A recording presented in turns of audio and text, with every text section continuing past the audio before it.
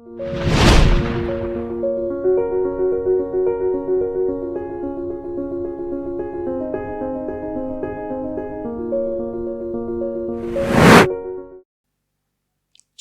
Power, hallelujah. सर्वशक्तिमान परमेश्वर तेरा धन्नवाद करते हैं, धन्नवाद करते हैं, धन्नवाद करते हैं, धन्नवाद करते हैं। प्रभु यीशु नासरी दे पवित्र नाम विच आप सब जो इस माध्यम के राही परमेश्वर के पवित्र वचन नूं सुनने के लिए जा रहे हो, प्रभु की पवित्र हजूरी विच आप सब का स्वागत है। आप सब नूं जय मसीह दी बोलते हैं और आप सब का स्वागत करते हैं और धन्नवाद करते हैं कि परम पिता परमेश्वर की कृपा के नाल यीशु मसीह के नाम विच असीं हुण तक जिंदा हाँ और यह समय है कि असीं परमेश्वर के वचनों को कुछ समा सीखना है। असीं कुछ समा परमेश्वर के वचनों को सीखीए, उस तो पहलां प्रभु की हजूरी च अपने आप को अधीन करिए। तुसीं प्रार्थना च बने हुए हो, इस वक्त परमेश्वर के वचन का अपने अंदर स्वागत करिए ताकि परमेश्वर का वचन आवे और सब नूं नवां नरवा बनाए और सब कुछ सही विच बदल जाए। आओ सारे कुछ समा अखां बंद करांगे, दुआ करांगे। सामर्थी सामर्थी सामर्थी सामर्थी परमेश्वर, साडे उद्धारकर्ता प्रभु यीशु नासरी दे शक्तिशाली नाम विच तैनूं धन्नवाद दिंदे हां कि तू सच्चा जिंदा ते वाहिद खुदा आ। तेरा धन्नवाद है प्रभु, तू इस जमीन ते देह धारण करके आया और तू साडे विचकार वसिया, साडे लई जान दिती और तेरा धन्नवाद आ तू मुर्दियां चों जिंदा होके फिर आसमान ते उठाया गया। अज तू पाक रूह दे वसीले नाल साडे दरम्यान आ और असीं तेरे इस वसीले दे द्वारा, पाक रूह दे वसीले दे द्वारा सारे एक आ, ज्वाइंट आ, कट्ठे आ।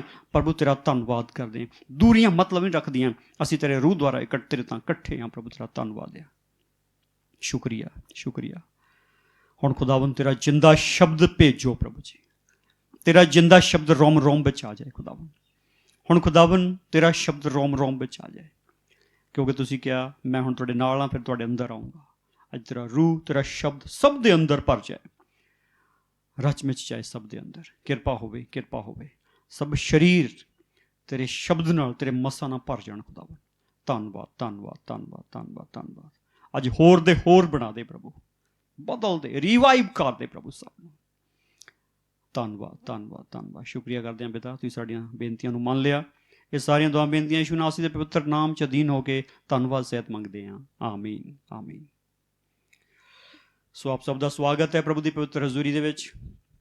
असीं कुछ समा परमेश्वर का वचन सीखांगे बहाली दे विखे। बहाली, बहाली जो शब्द है ये सानूं परमेश्वर के वचन चों पुराने नियम दे विच मिलता है। दूसरा इतिहास सतवां वचन, दूसरा इतिहास 7वां अध्याय उसका 14वां वचन,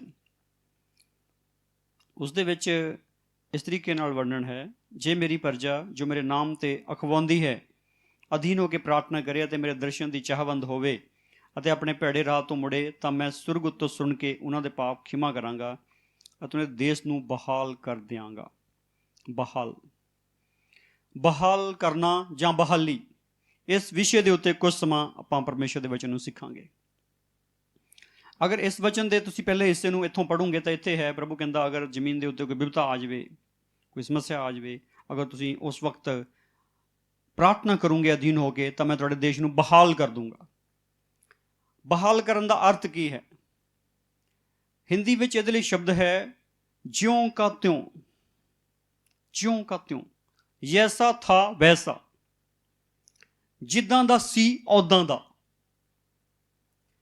अज असीं कुछ समय इस समय प्रभु के वचन चों इस गल नूं सीखना है कि साडा परमेश्वर यीशु मसीह के नाम विच सानूं ज्यों दा त्यों बनांदा है, बहाल करदा है।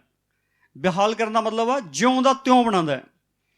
हुण ज्यों दा मतलब है पहले आदम वर्गा, जिद्दां दा पहला आदम परमेश्वर ने बनाया सी। अज असीं जमीन ते तां बहाली मंगदे हैं, पर गल तो यह कि बहाली तो बंदे दे विचों खत्म हुई है। पहला बहाली बंदे चों खत्म हुई है। अज असीं शुरू करते हैं कि जमीन के उत्ते साडी आशीष आ जाए, साडियां चीज़ां वस्तां ते बरकत आ जाए, बहाली आ जाए, साडे परिवार ते बहाली आ जाए। पर एक गल यह है कि तुहाडे च बहाली आ गई है। ये बहाली की शुरुआत किद्दां हुंदी? जदों उत्पत्ति दा किताब दा असीं पहला हिस्सा पढ़दे हैं, प्रभु ने आदम नूं बनाया। जदों आदम नूं बनाया तो प्रभु ने पहला अध्याय दसदा है ਕਿ ਜਦੋਂ ਪ੍ਰਭੂ ਨੇ ਉਹਨੂੰ ਬਣਾਇਆ ਤੇ ਪ੍ਰਭੂ ਨੇ ਸੋਚਿਆ ਤੁਸੀਂ ਰਾਜ ਕਰੋਗੇ, ਜ਼ਮੀਨ ਤੇ ਰਾਜ ਕਰੋਗੇ। ਜਦੋਂ ਪ੍ਰਭੂ ਨੇ ਉਹਨੂੰ ਰਚਿਆ ਤੇ ਪ੍ਰਭੂ ਨੇ ਇਹ ਕਿਹਾ ਕਿ ਤੂੰ ਜ਼ਮੀਨ ਤੇ ਰਾਜ ਕਰੂੰਗਾ, ਸਾਰੇ ਜਿੰਨੇ ਜੀਵ ਜੰਤੂ ਉਹਨਾਂ ਤੇ ਰਾਜ ਕਰੂੰਗਾ। ਔਰ ਫਿਰ ਕੀ ਹੋ ਗਿਆ? ਤੀਸਰਾ ਅਧਿਆਇ ਦੱਸਦਾ ਹੈ ਉਹਨਾਂ ਦਾ ਆਤਮਿਕ ਪਤਨ ਹੋ ਗਿਆ। ਜਦੋਂ ਆਤਮਿਕ ਪਤਨ ਹੋ ਗਿਆ ਫਿਰ ਜ਼ਮੀਨ ਜਿਹੜੀ ਆ ਉਹਦੇ ਕਾਰਨ ਸਰਾਪੀ ਹੋ ਗਈ। ਆਦਮ ਸਰਾਪੀ ਹੋਇਆ, ਔਰਤ ਸਰਾਪੀ ਹੋਈ, ਜ਼ਮੀਨ ਉਹਦੇ ਕਾਰਨ ਸਰਾਪੀ ਹੋਈ। ਅੱਜ ਜਿਹੜੀ ਜ਼ਮੀਨ ਤੇ ਬਹਾਲੀ ਨਹੀਂ ਹੈਗੀ, ਉਹ ਬਹਾਲੀ ਆਦਮੀ ਦੇ ਕਾਰਨ ਨਹੀਂ ਹੈਗੀ। ਇੱਕ ਦਿਨ ਬਹਾਲੀ ਸੀ। ਬਹਾਲੀ ਮਤਲਬ ਜਿੱਦਾਂ ਦੀ ਪਰਮੇਸ਼ਰ ਨੇ ਦੁਨੀਆ ਬਣਾਈ ਸੀ ਉੱਦਾਂ ਦੀ ਸੀ। ਦੇਖੋ, ਜਿੱਦਾਂ ਦਾ ਪਰਮੇਸ਼ਰ ਨੇ ਬੰਦਾ ਬਣਾਇਆ ਸੀ, ਅੱਜ ਬੰਦਾ ਉੱਦਾਂ ਦਾ ਨਹੀਂ ਹੈਗਾ। ਇਸ ਲਈ ਜਿੱਦਾਂ ਦੇ ਰਿਸੋਰਸਿਸ ਬਣਾਏ ਸੀਗੇ, ਸੋਤੇ ਬਣਾਏ ਸੀਗੇ, ਉਹ ਵੀ ਉੱਦਾਂ ਦੇ ਨਹੀਂ ਰਹੇ। ਪ੍ਰਕਿਰਤੀ ਦੇ ਵਿੱਚ ਗੜਬੜ ਆ ਗਈ, ਸਭ ਕੁਝ ਉਲਟ ਫੇਰ ਹੋ ਗਿਆ। ਇਹ ਸਾਰਾ ਉਲਟ ਫੇਰ ਜੋ ਹੋਇਆ ਹੈ, ਜੋ ਬਦਲਾਵ ਆਇਆ ਹੈ, ਇਹ ਬਦਲਾਵ ਇਨਸਾਨ ਦੀ ਜ਼ਿੰਦਗੀ ਤੋਂ ਹੀ ਸ਼ੁਰੂ ਹੈ। ਇਨਸਾਨ ਦੀ ਜ਼ਿੰਦਗੀ ਬਦਲ ਗਈ। ਇਨਸਾਨ ਦੀ ਜ਼ਿੰਦਗੀ ਜਿੱਦਾਂ ਦੀ ਪਰਮੇਸ਼ਰ ਨੇ ਬਣਾਈ ਸੀ ਉੱਦਾਂ ਦੀ ਨਹੀਂ ਰਹੀ। ਇਨਸਾਨ ਬਦਲ ਗਿਆ ਕਿਉਂਕਿ ਆਦਮੀ ਨੇ ਪਾਪ ਕੀਤਾ। ਔਰ ਜਦੋਂ ਪਾਪ ਕੀਤਾ, ਆਦਮੀ ਦੇ ਉੱਤੇ ਪਾਪ ਦੀ ਜਿਹੜੀ ਮਜ਼ਦੂਰੀ ਜੋ ਸੀਗੀ, ਮੌਤ ਸੀ, ਸਰਾਪ ਸੀ, ਬਿਪਤਾਂ ਸੀਗੀਆਂ, ਆਫਤਾਂ ਸੀਗੀਆਂ, ਔਰ ਭਾਂਤ ਦੀਆਂ ਤੰਗੀਆਂ ਸੀਗੀਆਂ, ਉਹ ਆਦਮੀ ਦੇ ਉੱਤੇ ਆ ਗਈਆਂ। ਔਰ ਆਦਮੀ ਉਹਨਾਂ ਸਾਰੀਆਂ ਸਮੱਸਿਆਵਾਂ ਦਾ ਸ਼ਿਕਾਰ ਹੋ ਗਿਆ। ਹੁਣ ਜਦੋਂ ਆਦਮੀ ਇਹਨਾਂ ਸਾਰੀਆਂ ਸਮੱਸਿਆਵਾਂ ਦਾ ਸ਼ਿਕਾਰ ਹੋਇਆ, ਜ਼ਮੀਨ ਉਹਦੇ ਕਾਰਨ ਸਰਾਪੀ ਹੋ ਗਈ। ਫਿਰ ਕੀ ਹੋਇਆ? ਫਿਰ ਕਾਇਨ ਨੇ ਹੋਰ ਵੱਡਾ ਪਾਪ ਕਰਤਾ ਕਿ ਕਾਇਨ ਨੇ ਆਪਣੇ ਭਰਾ ਨੂੰ ਹਾਬਲ ਨੂੰ ਮਾਰਤਾ। ਫਿਰ ਜ਼ਮੀਨ ਦੇ ਉੱਤੇ ਹੋਰ ਸਰਾਪ ਹੋ ਗਿਆ। ਪ੍ਰਭੂ ਨੇ ਪਹਿਲਾਂ ਵੀ ਕੰਡੇ ਵਾਲੇ ਬੋਲੇ ਸੀ, ਉਹਨੇ ਹੋਰ ਤੇਜ਼ ਕਰਤਾ। ਉੱਥੇ ਪ੍ਰਭੂ ਨੇ ਇਹ ਗੱਲ ਕਲੀਅਰ ਕਰ ਦਿੱਤੀ, ਜਿਹੜਾ ਚੌਥਾ ਅਧਿਆਇ 11 ਵਚਨ ਆ, ਹੁਣ ਤੂੰ ਜ਼ਮੀਨ ਤੋਂ ਜਿਹਨੇ ਆਪਣਾ ਮੂੰਹ ਤੇਰੇ ਭਰਾ ਦੇ ਲਹੂ ਨੂੰ ਤੇਰੇ ਹੱਥੋਂ ਲੈਣ ਲਈ ਖੋਲ੍ਹਿਆ ਹੈ, ਸਰਾਪੀ ਹੋਇਆ। ਜਾਂ ਤੂੰ ਜ਼ਮੀਨ ਦੀ ਵਾਹੀ ਕਰੇਗਾ ਤਾਂ ਤੇਰੇ ਲਈ ਪੂਰੀ ਫਸਲ ਨਹੀਂ ਦੇਵੇਗੀ, ਤੂੰ ਧਰਤੀ ਉੱਤੇ ਭਗੌੜਾ ਔਰ ਭੌਂਦੂ ਹੋਵੇਗਾ। ਇਹ ਜਿਹੜੀ ਗੱਲ ਹੈ ਇਹ ਇੱਦਾਂ ਹੋ ਗਈ ਕਿ ਜ਼ਮੀਨ ਜਿਹੜੀ ਉਹ ਸਰਾਪੀ ਹੋ ਗਈ। ਆਦਮ ਸਰਾਪੀ ਹੋਇਆ, ਉਹਦੇ ਬੱਚੇ ਵੀ ਸਰਾਪੀ ਹੋ ਗਏ। ਪੀੜ੍ਹੀ ਦਰ ਪੀੜ੍ਹੀ ਸਰਾਪ ਹੋਰ ਸਖਤ ਹੁੰਦਾ ਗਿਆ। ਅੱਜ ਮੇਰੇ ਭੈਣ ਭਰਾ ਅਸੀਂ ਜ਼ਮੀਨ ਤੇ ਦੇਖ ਸਕਦੇ ਹਾਂ, ਜਿੱਦਾਂ ਮਾਨਵ ਜਾਤੀ ਦੀ ਉਮਰ ਵੱਧ ਰਹੀ ਆ, ਉੱਦਾਂ ਸਰਾਪ ਹੋਰ ਸਖਤ ਹੋ ਰਿਹਾ। ਹੌਲਾ ਨਹੀਂ ਪੈ ਰਿਹਾ, ਘਟ ਨਹੀਂ ਰਿਹਾ। ਸਰਾਪ ਜਿਹੜਾ ਹੌਲਾ ਨਹੀਂ ਪੈ ਰਿਹਾ, ਸਰਾਪ ਘਟ ਨਹੀਂ ਰਿਹਾ। ਦੇਖੋ, ਇਹਨਾਂ ਦਿਨਾਂ ਵਿੱਚ ਆਪਾਂ ਮਹਾਮਾਰੀ ਦੇ ਦੌਰ ਦੇ ਵਿੱਚ ਦੀ ਗੁਜ਼ਰ ਰਹੇ ਹਾਂ। ਅੱਜ ਅਸੀਂ ਜਦੋਂ ਗੱਲ ਕਰਦੇ 21ਵੀਂ ਸਦੀ ਵਿੱਚ ਦੀ ਗੁਜ਼ਰ ਰਹੇ ਹਾਂ। 21ਵੀਂ ਸਦੀ ਵਿਗਿਆਨ ਦਾ ਯੁੱਗ ਹੈ। ਵਿਗਿਆਨ ਦੇ ਯੁੱਗ ਵਿੱਚ ਮਹਾਮਾਰੀ ਫੈਲੀ ਹੋਈ ਆ ਔਰ ਵਿਗਿਆਨ ਦੇ ਕੋਲੋਂ ਕੰਟਰੋਲ ਨਹੀਂ ਹੋ ਰਹੀ। ਮੈਂ ਵਿਗਿਆਨ ਤੇ ਕਟਾਕਸ਼ ਨਹੀਂ ਕਰ ਰਿਹਾ, ਪਰ ਮੈਂ ਇਹ ਗੱਲ ਸਮਝਣ ਔਰ ਸਮਝਾਉਣ ਦੇ ਲਈ ਕਹਿ ਰਿਹਾ ਕਿ ਜਿੱਦਾਂ ਮਾਨਵ ਜਾਤੀ ਵਿਕਸਿਤ ਹੋ ਰਹੀ ਹੈ, ਉੱਦਾਂ ਸਮੱਸਿਆਵਾਂ ਵੱਧਦੀਆਂ ਜਾ ਰਹੀਆਂ। ਆਹ ਜਿਹੜੀ ਓਜ਼ੋਨ ਦੀ ਲੇਅਰ ਟੁੱਟ ਗਈ ਹੈ, ਇਹ ਵੀ ਵਿਗਿਆਨ ਦੀ ਹੀ ਦੇਣ ਆ। ਪਰਮੇਸ਼ਰ ਦੀ ਦੇਣ ਨਹੀਂ ਹੈਗੀ ਓਜ਼ੋਨ ਦੀ ਲੇਅਰ ਦਾ ਟੁੱਟਣਾ। ਜੇ ਦੁਨੀਆ 'ਚ ਪੋਲਿਊਸ਼ਨ ਦੇ ਨਾਲ ਨੁਕਸਾਨ ਹੋ ਰਿਹਾ ਤੇ ਪਰਮੇਸ਼ਰ ਦੀ ਦੇਣ ਨਹੀਂ ਹੈਗੀ। ਜੇ ਇਸ ਦੁਨੀਆ ਦੇ ਵਿੱਚ ਜਿੰਨੀਆਂ ਤਰੰਗਾਂ ਫੈਲੀਆਂ ਹੋਈਆਂ, ਜਿਨ੍ਹਾਂ ਨਾਲ ਮਾਨਵ ਜਾਤੀ ਨੂੰ ਨੁਕਸਾਨ ਹੋ ਰਿਹਾ ਤੇ ਪਰਮੇਸ਼ਰ ਦੀ ਦੇਣ ਨਹੀਂ ਹੈਗੀ। ਜੇ ਪ੍ਰਕਿਰਤੀ ਦਾ ਨੁਕਸਾਨ ਹੋ ਰਿਹਾ ਤੇ ਪਰਮੇਸ਼ਰ ਦੀ ਦੇਣ ਨਹੀਂ ਹੈਗੀ। ਜਿੱਦਾਂ ਆਦਮੀ ਨੇ ਵਿਕਾਸ ਕੀਤਾ, ਜਿੱਦਾਂ ਮਾਨਵ ਜਾਤੀ ਨੇ ਵਿਕਾਸ ਕੀਤਾ, ਸ਼ਰਾਪ ਵੱਧ ਰਿਹਾ ਹੈ, ਘਟ ਨਹੀਂ ਰਿਹਾ। ਸਭ ਤੋਂ ਵੱਡੀ ਉਦਾਹਰਣ ਇਹ ਆ, ਇੰਨੀ ਮੈਡੀਕਲ ਸਾਇੰਸ ਡਿਵੈਲਪ ਹੋਣ ਦੇ ਬਾਵਜੂਦ ਵੀ ਬੰਦੇ ਦੀ ਉਮਰ ਘਟ ਰਹੀ ਹੈ। ਉਤਪਤੀ ਦੇ ਜ਼ਮਾਨੇ ਸੈਂਕੜੇ ਸਾਲ ਦੀਆਂ ਉਮਰਾਂ, ਸੈਂਕੜੇ ਸਾਲਾਂ ਦੀਆਂ ਉਮਰਾਂ, ਤੇ ਹੁਣ ਉਮਰਾਂ ਘਟੀ ਜਾ ਰਹੀਆਂ ਗਾਂ ਤੋਂ। ਤੇ ਅੱਜ ਇਸ ਗੱਲ ਨੂੰ ਠੀਕ ਸਮਝਣ ਦੀ ਜ਼ਰੂਰਤ ਹੈ ਕਿ ਬਹਾਲੀ ਦੀ ਜ਼ਰੂਰਤ ਹੈ। ਪ੍ਰਭੂ ਕਹਿੰਦਾ ਬਹਾਲੀ ਮੈਂ ਤੁਹਾਨੂੰ ਦਊਂਗਾ। ਕਿਹੜੀ ਬਹਾਲੀ ਦੀ ਗੱਲ ਕਰਦਾ? ਬਹਾਲੀ ਦਾ ਮਤਲਬ ਕੀ ਹੈ? ਬਹਾਲੀ ਦਾ ਮਤਲਬ ਆ ਇੱਕ ਸਮੇਂ, ਜਿੱਦਾਂ ਉਦਾਹਰਨ ਦੇ ਤੌਰ ਤੇ ਇੱਥੇ ਆਪਾਂ ਇੱਕ ਉਦਾਹਰਨ ਲੈਂਦੇ ਹਾਂ। ਇੱਕ ਵਿਅਕਤੀ ਇੱਕ ਗਵਰਨਮੈਂਟ ਐਮਪਲਾਈ ਆ, ਜਦੋਂ ਉਹ ਸਰਕਾਰੀ ਅਧਿਕਾਰੀ ਆ, ਉਹਦੇ ਕੋਲੋਂ ਕੋਈ ਫਾਲਟ ਹੋ ਜਾਂਦਾ ਤੇ ਉਹਨੂੰ ਸਸਪੈਂਡ ਕਰ ਦਿੰਦੇ।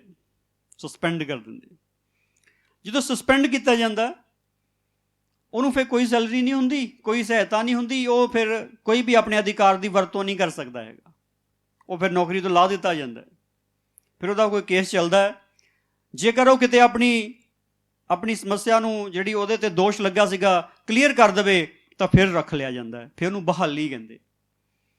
ਪਹਿਲੇ ਆਦਮ ਤੇ ਦੋਸ਼ ਲੱਗਾ, ਜਿਹੜਾ ਪਹਿਲੇ ਆਦਮ ਤੇ ਦੋਸ਼ ਲੱਗਾ, ਜਿਹੜਾ ਪਹਿਲੇ ਆਦਮ ਤੇ ਦੋਸ਼ ਲੱਗਾ, ਉਸ ਦੋਸ਼ ਨਾਲ ਕੀ ਹੋ ਗਿਆ, ਜਿਹੜਾ ਉਹ 'ਚ ਪਾਪ ਪਾਇਆ ਗਿਆ, ਉਸ ਪਾਪ ਦਾ ਨਤੀਜਾ ਕੀ ਨਿਕਲਿਆ?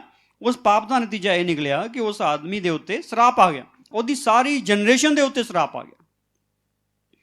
ਹੁਣ ਜਿਹੜੀ ਇਹ ਗੱਲ ਹੈਗੀ ਆ, ਇਹਨੂੰ ਰੋਮੀਆਂ ਦੀ ਕਿਤਾਬ ਦਾ 5ਵਾਂ ਅਧਿਆਇ ਜਿਹੜਾ 12 ਵਚਨ ਇਦਾਂ ਦੱਸਦਾ, ਰੋਮੀਆਂ ਦੀ ਕਿਤਾਬ 5ਵਾਂ ਅਧਿਆਇ 12 ਵਚਨ ਇਦਾਂ ਦੱਸਦਾ, ਇਸ ਲਈ ਜਿਵੇਂ ਇੱਕ ਮਨੁੱਖ ਤੋਂ ਪਾਪ ਸੰਸਾਰ ਵਿੱਚ ਆਇਆ ਅਤੇ ਪਾਪ ਤੋਂ ਮੌਤ ਆਈ, ਅਤੇ ਇਸੇ ਤਰ੍ਹਾਂ ਮੌਤ ਸਭਨਾਂ ਮਨੁੱਖਾਂ 'ਚ ਫੈਲਰ ਗਈ, ਇਸ ਲਈ ਜੋ ਉਹਨਾਂ ਸਭਨਾਂ ਨੇ ਪਾਪ ਕੀਤਾ। ਹੁਣ ਇਹ ਜਿਹੜੀ ਗੱਲ ਹੈ, ਇਹ ਗੱਲ ਬੜੀ ਸਪਸ਼ਟ ਰੂਪ ਵਿੱਚ ਇਦਾਂ ਹੈ ਕਿ ਇੱਕ ਬੰਦੇ ਨੇ ਪਾਪ ਕੀਤਾ, ਇੱਕ ਨੇ ਪਾਪ ਕੀਤਾ, ਆਦਮ ਨੇ ਔਰ ਉਹਦੀ ਵਾਈਫ ਹਵਾ ਨੇ, ਜੋੜੇ ਨੇ ਪਾਪ ਕੀਤਾ। ਉਹ ਜਿਹੜਾ ਪਾਪ ਉਹਨਾਂ ਦੀ ਜਨਰੇਸ਼ਨ ਬਾਈ ਜਨਰੇਸ਼ਨ, ਪੀੜ੍ਹੀ ਦਰ ਪੀੜ੍ਹੀ ਅੱਗੇ ਤੋਂ ਅੱਗੇ ਵੱਧਦਾ ਗਿਆ, ਉਹ ਪਾਪ ਪੀੜ੍ਹੀਆਂ ਦੇ ਵਿੱਚ ਫੈਲ ਗਿਆ।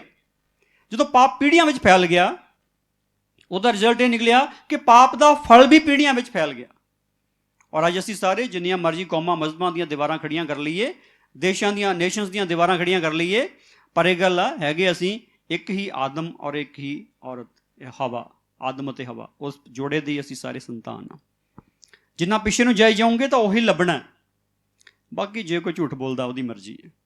ਅੱਜ ਹੁਣ ਜਿਹੜੀ ਗੱਲ ਬੜੀ ਸਪਸ਼ਟ ਰੂਪ ਵਿੱਚ ਇਹ ਆ ਕਿ ਇੱਥੇ ਜਦੋਂ ਜੋੜੇ ਨੇ ਪਾਪ ਕੀਤਾ, ਆਦਮ ਜਾਤੀ ਉਦੋਂ ਦੋ ਹੀ ਮਨੁੱਖ ਸੀ, ਹੁਣ ਆਦਮ ਜਾਤੀ 'ਚ ਪਾਪ ਆ ਗਿਆ।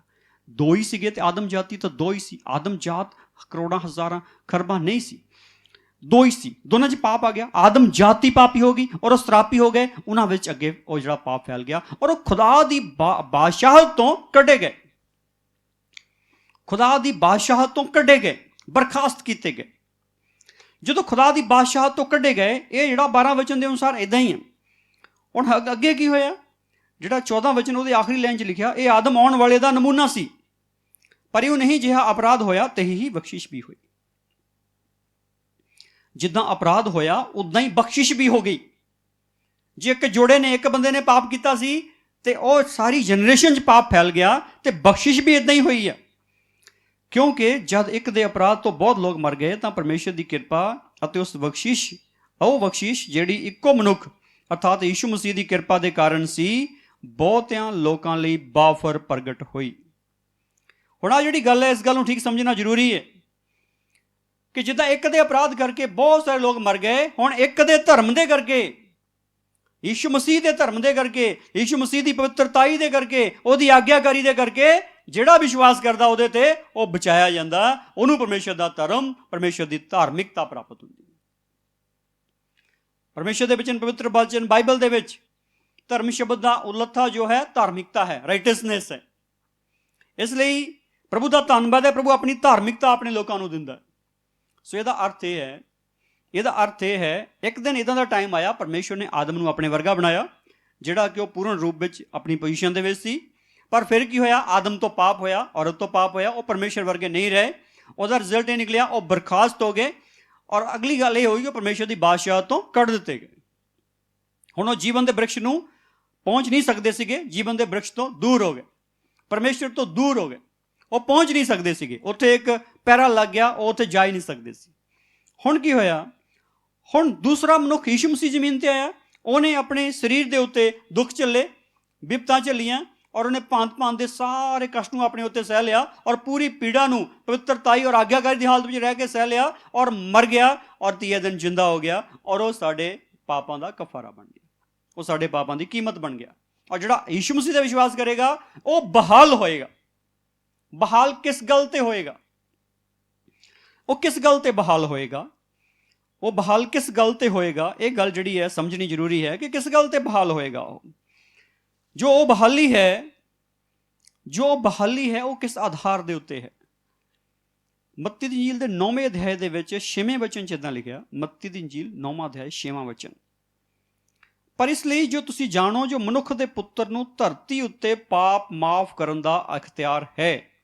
ਤਦ ਉਸਨੇ ਅਧਰੰਗੀ ਨੂੰ ਕਿਹਾ, ਉੱਠ ਆਪਣੀ ਮੰਜੀ ਚੁੱਕ ਕੇ ਆਪਣੇ ਘਰ ਨੂੰ ਚਲਿਆ ਜਾ। ਤਾਂ ਉਹ ਉੱਠ ਕੇ ਆਪਣੇ ਘਰ ਨੂੰ ਤੁਰ ਗਿਆ, ਅਤੇ ਪੀੜ ਇਹ ਵੇਖ ਕੇ ਡਰ ਗਈ ਔਰ ਪਰਮੇਸ਼ਰ ਦੀ ਵਡਿਆਈ ਕੀਤੀ ਜੋ ਉਹਨੇ ਮਨੁੱਖਾਂ ਨੂੰ ਇੰਨਾ ਅਖਤਿਆਰ ਦਿੱਤਾ। ਪ੍ਰਭੂ ਦੀ ਸਤੁਤੀ ਹੋਵੇ। ਯਿਸੂ ਮਸੀਹ ਨੇ ਆਪਣੇ ਸ਼ਬਦਾਂ ਵਿੱਚ ਕਿਹਾ, ਮਨੁੱਖ ਦੇ ਪੁੱਤਰ ਨੂੰ, ਭਾਵ ਯਿਸੂ ਮਸੀਹ ਨੂੰ ਧਰਤੀ ਉੱਤੇ ਪਾਪ ਮਾਫ ਕਰਨ ਦਾ ਅਖਤਿਆਰ ਹੈ। ਦੇਖੋ, ਬਰਖਾਸਤ ਕਿਉਂ ਹੋਇਆ ਸੀ ਆਦਮੀ? ਬਰਖਾਸਤ ਕਿਉਂ ਹੋਇਆ? ਪਾਪ ਦੇ ਕਰਕੇ। ਯਿਸੂ ਮਸੀਹ ਕੋਲ ਕੀ ਅਖਤਿਆਰ ਆ? ਬੰਦੇ ਦਾ ਪਾਪ ਮਾਫ ਕਰਨ ਦਾ ਅਖਤਿਆਰ। ਹੁਣ ਜਦੋਂ ਬੰਦੇ ਦਾ ਉਹ ਪਾਪ ਮਾਫ ਕਰ ਦਿੰਦਾ ਤੇ ਬੰਦਾ ਬਹਾਲ ਹੋ ਜਾਂਦਾ। ਇਸ ਲਈ ਅੱਜ ਪ੍ਰਭੂ ਦੇ ਬੱਚਿਓ, ਇਹ ਗੱਲ ਬੜੀ ਸਪਸ਼ਟ ਜਿਹੀ ਹੈਗੀ ਹੈ ਕਿ ਪਹਿਲਾ ਆਦਮੀ ਦੇ ਪਾਪ ਦੇ ਕਰਕੇ ਮਾਨਵ ਜਾਤੀ ਬਰਖਾਸਤ ਹੋ ਗਈ। ਦੂਸਰੇ ਆਦਮ ਯਿਸੂ ਮਸੀਹ ਦੇ ਧਰਮ ਦੇ ਕਰਕੇ, ਸੱਚਾਈ, ਪਵਿੱਤਰਤਾਈ, ਕੁਰਬਾਨੀ ਦੇ ਕਰਕੇ, ਵਾਅਦੇ ਕਰਕੇ, ਭਵਿੱਖਬਾਣੀਆਂ ਕਰਕੇ ਜੋ ਉਹਦੇ ਲਈ ਸੀਗੀਆਂ, ਅੱਜ ਮਾਨਵ ਜਾਤੀ ਬਹਾਲ ਹੁੰਦੀ ਆ, ਕਿਉਂਕਿ ਯਿਸੂ ਮਸੀਹ ਦੇ ਕੋਲ ਧਰਤੀ ਉੱਤੇ ਪਾਪ ਮਾਫ ਕਰਨ ਦਾ ਅਖਤਿਆਰ ਹੈ। ਧਰਤੀ ਉੱਤੇ। ਇਸੇ ਕਰਕੇ ਬਿਮਾਰੀਆਂ ਹਟਦੀਆਂ ਜਦੋਂ ਪਾਪ ਮਾਫ ਹੋ ਜਾਂਦੇ, ਸਰਾਪ ਹਟਦੇ ਜਦੋਂ ਪਾਪ ਮਾਫ ਹੋ ਜਾਂਦੇ, ਬੰਦੇ ਦੇ ਉੱਤੇ ਜਿਹੜੇ ਦੁਸ਼ਟ ਨੇ ਨਜਾਇਜ਼ ਪਹਿਰੇ ਕੀਤੇ ਹੋਏ ਆ ਉਹ ਹਟਦੇ, ਕਿਉਂਕਿ ਪਾਪ ਮਾਫ ਹੋ ਜਾਂਦੇ। ਕਿਉਂਕਿ ਸਰਾਪ, ਮੁਸੀਬਤਾਂ, ਸਮੱਸਿਆਵਾਂ ਸਰਾਪ ਪਾਪੀਆਂ ਲਈ ਆ। ਔਰ ਜਦੋਂ ਪ੍ਰਭੂ ਯਿਸੂ ਮਸੀਹ ਦੇ ਨਾਮ ਵਿੱਚ ਪਾਪ ਮਾਫ ਹੁੰਦੇ ਆ, ਫਿਰ ਬੰਦਾ ਧਰਮੀ ਬਣਦਾ। ਜਦੋਂ ਧਰਮੀ ਬਣਦਾ, ਫਿਰ ਉਹਦੇ ਤੇ ਸ਼ੈਤਾਨ ਦੇ ਕੰਮ ਨਹੀਂ ਚੱਲ ਸਕਦੇ। ਇਸ ਲਈ ਜਦੋਂ ਤੁਸੀਂ ਵਿਸ਼ਵਾਸ ਕਰਦੇ ਹੋ, ਤੁਸੀਂ ਜਾਣ ਲਓ ਯਿਸੂ ਨੇ ਤੁਹਾਡੇ ਪਾਪ ਮਾਫ ਕਰਕੇ ਤੁਹਾਨੂੰ ਧਰਮੀ ਬਣਾਇਆ, ਔਰ ਹੁਣ ਤੁਸੀਂ ਬਹਾਲ ਹੋਵੋ। ਬਹਾਲ ਹੋਵੋ। ਬਹਾਲ ਹੋਣ ਦਾ ਮਤਲਬ ਪਹਿਲੇ ਆਦਮ ਵਰਗੇ ਬਣ ਜਾਓ। ਜਿੱਦਾਂ ਪਰਮੇਸ਼ਰ ਨਾਲ ਉਹਦੀ ਬਾਤਚੀਤ ਸੀ, ਪਰਮੇਸ਼ਰ ਨਾਲ ਸੰਗਤੀ ਸੀ, ਪਰਮੇਸ਼ਰ ਵਿੱਚੋਂ ਉਹਦੀਆਂ ਸਾਰੀਆਂ ਆਸ਼ੀਸ਼ਾਂ ਨਿਕਲਦੀਆਂ ਸੀਗੀਆਂ, ਔਰ ਉਹ ਪ੍ਰਾਪਤ ਕਰਦਾ ਸੀਗਾ, ਔਰ ਆਪਣੇ ਪ੍ਰਭੂ ਵਿੱਚ ਆਨੰਦ ਮਨਾਉਂਦਾ ਸੀਗਾ। ਇਹੀ ਗੱਲ ਸੀ। ਔਰ ਹੁਣ ਜਿਹੜੀ ਇਹ ਗੱਲ ਹੈ, ਭਵਿੱਖਬਾਣੀਆਂ ਬੜੀਆਂ ਕਲੀਅਰ ਚੱਲ ਰਹੀਆਂ ਸੀ। ਭਵਿੱਖਬਾਣੀਆਂ ਬੜੀਆਂ ਕਲੀਅਰ ਚੱਲ ਰਹੀਆਂ ਸੀਗੀਆਂ ਕਿ ਇਹ ਕਿੱਦਾਂ ਹੋਵੇਗਾ, ਕਿੱਦਾਂ ਬਹਾਲੀ ਹੋਵੇਗੀ। ਜਦੋਂ ਅਸੀਂ ਯਸ਼ਯਾਹ 27 ਅਧਿਆਇ ਪਹਿਲਾ ਵਚਨ ਪੜ੍ਹਦੇ ਹਾਂ, ਯਸ਼ਯਾਹ 27 ਅਧਿਆਇ ਪਹਿਲਾ ਵਚਨ ਜੋ ਹੈ, ਇਹ ਭਵਿੱਖਬਾਣੀ ਦਾ ਵਚਨ ਹੈ। ਉਸ ਦਿਨ ਯਹੋਵਾ ਆਪਣੀ ਤਿੱਖੀ, ਵੱਡੀ ਤੇ ਤਕੜੀ ਤਲਵਾਰ ਨਾਲ ਲਿਵਿਆਥਨ ਨੱਠਣ ਵਾਲੇ ਸੱਪ ਉੱਤੇ, ਅਰਥਾਤ ਲਿਵਿਆਥਨ ਕੁੰਡਲੀਦਾਰ ਸੱਪ ਉੱਤੇ ਸਜ਼ਾ ਲਾਵੇਗਾ ਅਤੇ ਉਸ ਰਾਲ ਨੂੰ ਜਿਹੜੀ ਸਮੁੰਦਰ ਵਿੱਚ ਕਤਲ ਕਰੇਗਾ। ਇੱਥੇ 3 ਪ੍ਰਕਾਰ ਦੇ ਸੱਪਾਂ ਦਾ ਵਰਣਨ ਕੀਤਾ ਗਿਆ ਹੈ। 3 ਪ੍ਰਕਾਰ ਦੇ ਸੱਪਾਂ। ਇੱਕ ਨੱਠਣ ਵਾਲਾ ਸੱਪ ਹੈ, ਕੁੰਡਲੀਦਾਰ ਸੱਪ ਹੈ, ਇੱਕ ਸਰਾਲ ਹੈ ਜਿਹੜੀ ਪਾਣੀ 'ਚ ਰਹਿੰਦੀ। ਇਹ ਜਿਹੜੀ ਗੱਲ ਹੈ, ਇੱਕ ਜ਼ਮੀਨ ਤੇ ਰਿੰਗਣ ਵਾਲਾ ਸੱਪ ਹੈ, ਇੱਕ ਜਿਹੜਾ ਕੁੰਡਲੀਦਾਰ ਸੱਪ ਹੈ ਉਹ ਬ੍ਰਿਕਸ਼ਾਂ ਤੇ ਰਹਿੰਦਾ ਹੈ। ਭਾਵ ਹਵਾ 'ਚ ਡੰਗ ਮਾਰਦਾ, ਹਵਾ 'ਚ ਛਲਾਂਗ ਲਗਾ ਕੇ ਬੰਦੇ ਦੇ ਮੱਥੇ ਤੇ ਡੰਗ ਮਾਰਦਾ ਹੈ। ਔਰ ਇੱਕ ਹੈ ਜਿਹੜਾ ਜ਼ਮੀਨ ਦੇ ਹੇਠ ਪਾਣੀ ਵਿੱਚ ਹੈ। ਇਹ 3 ਪ੍ਰਕਾਰ ਦੇ ਸੱਪ ਜਿਹੜੇ 3 ਪ੍ਰਕਾਰ ਦੀ ਸ਼ੈਤਾਨ ਦੀ ਸੈਨਾ ਨੂੰ ਦੱਸਦੇ ਹਨ। ਬਹੁਤ ਸਾਰੇ ਲੋਕ ਕਹਿੰਦੇ ਹਨ ਕੋਈ ਦੁਸ਼ਟ ਆਤਮਾ ਨਹੀਂ ਹੁੰਦਾ, ਕੋਈ ਮਾੜੀਆਂ ਆਤਮਾ ਨਹੀਂ ਹੁੰਦੀਆਂ। ਦੇਖੋ, ਬੰਦੇ 'ਚ ਆਤਮਾ ਹੁੰਦਾ। ਜਦੋਂ ਬੰਦੇ 'ਚ ਆਤਮਾ ਹੁੰਦਾ, ਜਦੋਂ ਬੰਦਾ ਇਸ ਦੁਨੀਆ ਤੋਂ ਖਤਮ ਹੁੰਦਾ, ਆਤਮਾ ਜਿਹੜਾ ਸਰੀਰ 'ਚੋਂ ਨਿਕਲ ਜਾਂਦਾ, ਔਰ ਪ੍ਰਭੂ ਉਹਦੇ ਨਿਰਧਾਰਿਤ ਸਥਾਨ ਤੇ ਉਹਨੂੰ ਲੈ ਜਾਂਦਾ। ਕਿਸੇ ਵੀ ਮਰੇ ਹੋਏ ਬੰਦੇ ਦੀਆਂ ਆਤਮਾ ਘੁੰਮਦੀਆਂ ਨਹੀਂ ਹੈਗੀਆਂ। ਜਿਹੜੇ ਅਸੀਂ ਦੁਸ਼ਟ ਆਤਮੇ ਕਹਿੰਦੇ ਹਾਂ, ਦੁਸ਼ਟ ਆਤਮੇ ਕਿਹੜੇ? ਮਾੜੀਆਂ ਆਤਮਾ, ਸ਼ੈਤਾਨ ਦੀ ਆਤਮੇ ਕਿਹੜੇ ਆ? ਇਹ ਜਿਹੜੇ ਗਿਰਾਏ ਗਏ ਸਵਰਗਦੂਤ ਆ। ਇੱਕ ਦਿਨ ਇਹ ਸਵਰਗਦੂਤ ਸੀ, ਪਰ ਇਹ ਪਰਮੇਸ਼ਰ ਦੇ ਖਿਲਾਫ ਬਗਾਵਤ ਕੀਤੀ, ਗਿਰਾ ਦਿੱਤੇ ਗਏ। ਜਦੋਂ ਇਹ ਤੀਸਰੇ ਅਸਮਾਨ ਤੋਂ ਗਿਰਾ ਦਿੱਤੇ ਗਏ, ਜਿਨ੍ਹਾਂ ਵਿੱਚੋਂ ਕੁਛ ਹਿੱਸਾ ਅਜੇ ਪਹਿਲੇ ਦੂਸਰੇ ਅਸਮਾਨ ਤੇ ਹੈ, ਔਰ ਕੁਛ ਹਿੱਸਾ ਜ਼ਮੀਨ ਤੇ ਆ, ਔਰ ਕੁਛ ਹਿੱਸਾ ਜਿਹੜਾ ਉਹ ਪਤਾਲ 'ਚ ਵੀ ਹੈ। ਪ੍ਰਭੂ ਦਾ ਧੰਨਵਾਦ ਆ ਕਿ ਪ੍ਰਭੂ ਦੇ ਕੋਲ 3 ਪ੍ਰਕਾਰ ਦੇ ਦੁਸ਼ਟ ਆਤਮਿਆਂ ਦੇ ਨਿਆਂ ਦੇ ਲਈ ਇੰਤਜ਼ਾਮ ਆ, ਦੰਡ ਦੇ ਲਈ ਇੰਤਜ਼ਾਮ ਆ। ਜਿਹੜੀ ਪਰਮੇਸ਼ਰ ਦੀ ਤਲਵਾਰ ਆ ਉਹ ਤਿੱਖੀ, ਵੱਡੀ ਤੇ ਤਕੜੀ ਤੇ 2 ਧਾਰੀ ਤਲਵਾਰ ਆ। ਤਿੱਖੀ ਦਾ ਮਤਲਬ ਹੈ ਸਭ ਕੁਝ ਵੱਢਦੀ ਹੈ, ਵੱਡੀ ਦਾ ਮਤਲਬ ਸਭ ਜਗ੍ਹਾ ਪਹੁੰਚਦੀ ਹੈ, ਔਰ ਤਕੜੀ ਦਾ ਮਤਲਬ ਇਹ ਆ ਉਹ ਟੁੱਟਦੀ ਨਹੀਂ। ਉਸ ਤਲਵਾਰ ਦਾ ਕੋਈ ਨੁਕਸਾਨ ਨਹੀਂ ਹੋ ਸਕਦਾ। ਜਿਹੜੀ ਇਹ ਤਲਵਾਰ ਆ, ਇਹ ਕੀ ਕਰਦੀ ਹੈ? ਇਹ ਸ਼ੈਤਾਨ ਦੀ ਕਾਲ ਦੀ ਸੈਨਾ ਨੂੰ, ਉਹਦੀ ਸ਼ਕਤੀਆਂ ਨੂੰ ਵਿੰਨ੍ਹਦੀ ਆ ਅਤੇ ਖਤਮ ਕਰਦੀ, ਦੁਸ਼ਟ ਆਤਮਾ ਦਾ ਖਾਤਮਾ ਕਰਦੀ। ਇਹ ਜਿਹੜੀ ਬਹੁਤ ਵੱਡੀ ਗੱਲ ਆ ਕਿ ਪ੍ਰਭੂ ਦੀ ਤਲਵਾਰ ਜਿਹੜੀ ਆ ਉਹ ਸ਼ੈਤਾਨ ਦੀਆਂ, ਦੁਸ਼ਟ ਆਤਮਾ ਦੀਆਂ ਸ਼ਕਤੀਆਂ ਦਾ ਖਾਤਮਾ ਕਰਦੀ। ਔਰ ਜਿਹੜੀ ਇਹ ਗੱਲ ਹੈਗੀ ਆ, ਇਸ ਗੱਲ ਨੂੰ ਯਸ਼ਯਾਹ 49 ਅਧਿਆਇ 2 ਵਚਨ ਵੀ ਦੱਸਦਾ ਹੈ। ਯਸ਼ਯਾਹ ਦੀ ਕਿਤਾਬ 49 ਅਧਿਆਇ 2 ਵਚਨ, ਉਹ ਮੇਰੇ ਮੂੰਹ ਨੂੰ ਤਿੱਖੀ ਤੇਗ ਵਾਂਗੂ ਬਣਾਇਆ, ਉਸ ਆਪਣੇ ਹੱਥ ਦੇ ਸਾਏ ਵਿੱਚ ਮੈਨੂੰ ਲੁਕਾਇਆ। ਉਸ ਮੈਨੂੰ ਇੱਕ ਸਿਕਲ ਕੀਤਾ ਹੋਇਆ ਬਾਣ ਬਣਾਇਆ। ਉਸ ਮੈਨੂੰ ਆਪਣੀ ਤਰਕਸ਼ ਵਿੱਚ ਲੁਕਾਇਆ। ਇਹ ਗੱਲ ਜਿਹੜੀ ਬੜੀ ਸਪਸ਼ਟ ਰੂਪ ਵਿੱਚ ਹੈ ਪ੍ਰਭੂ ਯਿਸੂ ਮਸੀਹ ਦੇ ਲਈ, ਕਿ ਪ੍ਰਭੂ ਯਿਸੂ ਮਸੀਹ ਇਸ ਦੁਨੀਆ ਦੇ ਵਿੱਚ ਇੱਕ ਤੇਗ ਬਣ ਕੇ ਆਇਆ ਔਰ ਇੱਕ ਤੀਰ ਬਣ ਕੇ ਆਇਆ। ਜਿਹੜਾ ਉਹ ਤੇਗ ਹੈ, ਜਿਹੜੀ ਉਹ ਤੇਗ ਹੈ, ਜਿਹੜੀ ਉਹ ਤਲਵਾਰ ਹੈ, ਜਿਹੜਾ ਉਹ ਤੀਰ ਹੈ, ਉਹ ਪ੍ਰਭੂ ਯਿਸੂ ਮਸੀਹ ਬਣ ਕੇ ਆਇਆ। ਔਰ ਜਿਹੜੀ ਗੱਲ ਹੈ ਉਹ ਕਹਿੰਦਾ ਮੇਰੇ ਮੂੰਹ ਨੂੰ ਉਹਨੇ ਤਿੱਖੀ ਤੇਗ ਦੀ ਤਰ੍ਹਾਂ ਬਣਾਇਆ। ਅਗਰ ਅਸੀਂ ਇਸ ਬਚਨ ਨੂੰ ਪ੍ਰਕਾਸ਼ ਦੀ ਪੋਥੀ ਪਹਿਲੇ ਅਧਿਆਇ ਦੇ ਵਿੱਚ ਦੇਖੀਏ ਤਾਂ ਉੱਥੇ ਸਾਨੂੰ ਬਚਨ ਮਿਲਦਾ ਹੈ, ਉੱਥੇ ਪ੍ਰਭੂ ਯਿਸੂ ਮਸੀਹ ਦਾ ਦਰਸ਼ਨ ਜੋ ਹੈ ਯੂਹੰਨਾ ਦੇ ਉੱਤੇ ਦਿਖਾਇਆ ਗਿਆ ਹੈ। ਪ੍ਰਭੂ ਯਿਸੂ ਮਸੀਹ ਦਾ ਦਰਸ਼ਨ ਜੋ ਹੈ ਉਹ ਯੂਹੰਨਾ ਦੇ ਉੱਤੇ ਦਿਖਾਇਆ ਗਿਆ। ਜਦੋਂ ਪ੍ਰਭੂ ਯਿਸੂ ਮਸੀਹ ਨੇ ਆਪਣਾ ਦਰਸ਼ਨ ਜਿਹੜਾ ਆਪਣੇ ਬੰਦੇ ਯੂਹੰਨਾ ਨੂੰ ਦਿਖਾਇਆ, ਉਹਦੇ ਵਿੱਚ ਪਹਿਲਾ ਅਧਿਆਇ ਜੋ ਹੈ ਉਹਦਾ 6ਵਾਂ ਵਚਨ ਜੋ ਹੈ ਜਦੋਂ ਅਸੀਂ ਪੜ੍ਹਦੇ ਹਾਂ, ਉੱਥੇ ਸਪਸ਼ਟ ਰੂਪ ਵਿੱਚ ਸਾਨੂੰ ਮਿਲਦਾ ਹੈ 16ਵਾਂ ਵਚਨ, ਪ੍ਰਕਾਸ਼ ਦੀ ਪੋਥੀ ਪਹਿਲਾ ਅਧਿਆਇ 16ਵਾਂ ਵਚਨ। ਉਹਨੇ ਆਪਣੇ ਸੱਜੇ ਹੱਥ ਵਿੱਚ 7 ਤਾਰੇ ਲਏ ਹੋਏ ਸਨ ਅਤੇ ਉਹਦੇ ਮੂੰਹ ਵਿੱਚੋਂ ਇੱਕ 2 ਧਾਰੀ ਤਿੱਖੀ ਤਲਵਾਰ ਨਿਕਲਦੀ ਸੀ ਅਤੇ ਉਹਦਾ ਮੁੱਖ ਅਜਿਹਾ ਸੀ ਜਿਵੇਂ ਸੂਰਜ ਆਪਣੇ ਡਾਢੇ ਤੇਜ ਨਾਲ ਚਮਕਦਾ ਹੈ। ਇਹ ਜਿਹੜੀ ਗੱਲ ਹੈ, ਯਿਸੂ ਮਸੀਹ ਦੇ ਹੱਥ ਦੇ ਵਿੱਚ, ਸੱਜੇ ਹੱਥ ਵਿੱਚ 7 ਤਾਰੇ, ਔਰ ਜਿਹੜਾ ਉਹਦੇ ਮੂੰਹ ਦੇ ਵਿੱਚੋਂ 2 ਧਾਰੀ ਤਿੱਖੀ ਤਲਵਾਰ ਨਿਕਲਦੀ, ਔਰ ਉਹਦਾ ਜਿਹੜਾ ਮੂੰਹ ਆ, ਜਿਹੜਾ ਉਹਦਾ ਮੂੰਹ ਦਾ ਨੈਣ ਨਕਸ਼ ਨਹੀਂ ਦਿਖਦੇ ਹੈਗੇ, ਉਹਦਾ ਜਿਹੜਾ ਜਲਾਲ ਆ, ਉਸ ਸਾਰਾ ਜਿਹੜਾ ਚਿਹਰਾ ਆ ਉਹ ਇੱਕ ਜਲਾਲ ਆ, ਪ੍ਰਕਾਸ਼ ਆ। ਇੰਨਾ ਪ੍ਰਕਾਸ਼ ਜਿੱਦਾਂ ਸੂਰਜ ਜਿਹੜਾ ਆਪਣੇ ਪੂਰੇ ਜਲਾਲ ਨਾਲ, ਪੂਰੇ ਤੇਜ ਨਾਲ ਜਿੱਦਾਂ ਚਮਕਦਾ, ਇੱਦਾਂ ਯਿਸੂ ਮਸੀਹ ਦੇ ਚਿਹਰੇ ਦੇ ਉੱਤੇ ਜਲਾਲ ਆ, ਪ੍ਰਕਾਸ਼ ਆ। ਔਰ ਉਹਦੇ ਵਿੱਚੋਂ, ਉਹਦੇ ਮੂੰਹ ਦੇ ਵਿੱਚੋਂ 2 ਧਾਰੀ ਤਿੱਖੀ ਤਲਵਾਰ ਨਿਕਲ ਰਹੀ ਆ। ਪੈਰਾਂ ਤੋਂ ਲੈ ਕੇ ਵਰਣਨ ਕੀਤਾ ਹੈ ਇੱਥੇ ਜੋ ਦਰਸ਼ਨ ਪੜ੍ਹਦੇ ਹਾਂ, ਪੈਰਾਂ ਤੋਂ ਲੈ ਕੇ ਵਰਣਨ ਕੀਤਾ ਹੈ, ਪੈਰਾਂ ਤੋਂ ਲੈ ਕੇ ਵਰਣਨ ਕੀਤਾ ਹੈ। ਜਦੋਂ ਪੈਰਾਂ ਤੋਂ ਲੈ ਕੇ ਵਰਣਨ ਕੀਤਾ ਹੈ, ਦੇਖਦਾ ਦੇਖਦਾ ਪੈਰਾਂ ਤੋਂ ਜਾ ਰਿਹਾ ਹੈ ਪਰਮੇਸ਼ਰ ਦਾ ਬੰਦਾ, ਔਰ ਦੇਖਦਾ ਦੇਖਦਾ ਜਦੋਂ ਉੱਥੇ ਮੂੰਹ ਤੇ ਗਿਆ ਹੈ ਤੇ ਉੱਥੇ ਪੂਰਾ ਪ੍ਰਕਾਸ਼ ਹੈ, ਸੂਰਜ ਦੇ ਸਮਾਨ ਪ੍ਰਕਾਸ਼ ਹੈ, ਜਿੱਦਾਂ ਸੂਰਜ ਨੂੰ ਦੇਖ ਨਹੀਂ ਸਕਦੇ ਇੱਦਾਂ ਦਾ ਪ੍ਰਕਾਸ਼ ਹੈ। ਔਰ ਦੂਸਰੀ ਗੱਲ ਹੈ, ਉਹਦੇ ਮੂੰਹ ਦੇ ਵਿੱਚੋਂ 2 ਧਾਰੀ ਤਿੱਖੀ ਤਲਵਾਰ ਨਿਕਲ ਰਹੀ ਹੈ। ਪ੍ਰਭੂ ਦੀ ਸਤੁਤੀ ਹੋਵੇ।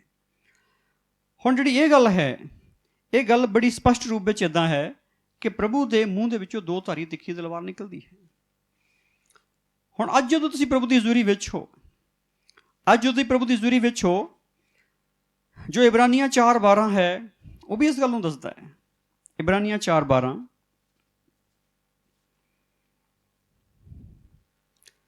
ਕਿਉਂ ਜੋ ਪਰਮੇਸ਼ਰ ਦਾ ਵਚਨ ਜਿਉਂਦਾ ਅਤੇ ਗੁਣਕਾਰ ਅਤੇ ਹਰੇਕ 2 ਧਾਰੀ ਤਲਵਾਰ ਨਾਲੋਂ ਤਿੱਖਾ ਹੈ ਅਤੇ ਜੀਵ ਅਤੇ ਆਤਮਾ ਨੂੰ ਔਰ ਬੰਦ ਅਤੇ ਗੁੱਦੇ ਨੂੰ ਅੱਡੋ ਅੱਡ ਕਰਕੇ ਵਿੰਨ ਸੁੱਟਦਾ ਹੈ ਅਤੇ ਮਨ ਦੀਆਂ ਵਿਚਾਰਾਂ ਅਤੇ ਧਾਰਨਾ ਨੂੰ ਜਾਂਚ ਲੈਂਦਾ ਹੈ।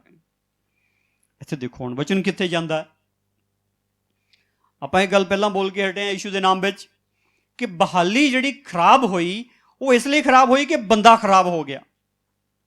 ਜਿਹੜੀ ਬਹਾਲੀ ਖਰਾਬ ਹੋਈ ਸੀ ਇਸ ਲਈ ਖਰਾਬ ਹੋਈ ਸੀ ਕਿ ਬੰਦਾ ਖਰਾਬ ਹੋ ਗਿਆ। ਬੰਦਾ ਬਰਖਾਸਤ ਇਸ ਲਈ ਹੋਇਆ ਸੀ ਆਪਣੇ ਅਹੁਦੇ ਤੋਂ, ਜਿਹੜਾ ਪਰਮੇਸ਼ਰ ਵਰਗਾ ਹੋਣ ਦਾ ਅਹੁਦਾ ਸੀ ਬੰਦੇ ਦੇ ਕੋਲ, ਉਹ ਤੋਂ ਬਰਖਾਸਤ ਹੋਇਆ ਬੰਦਾ।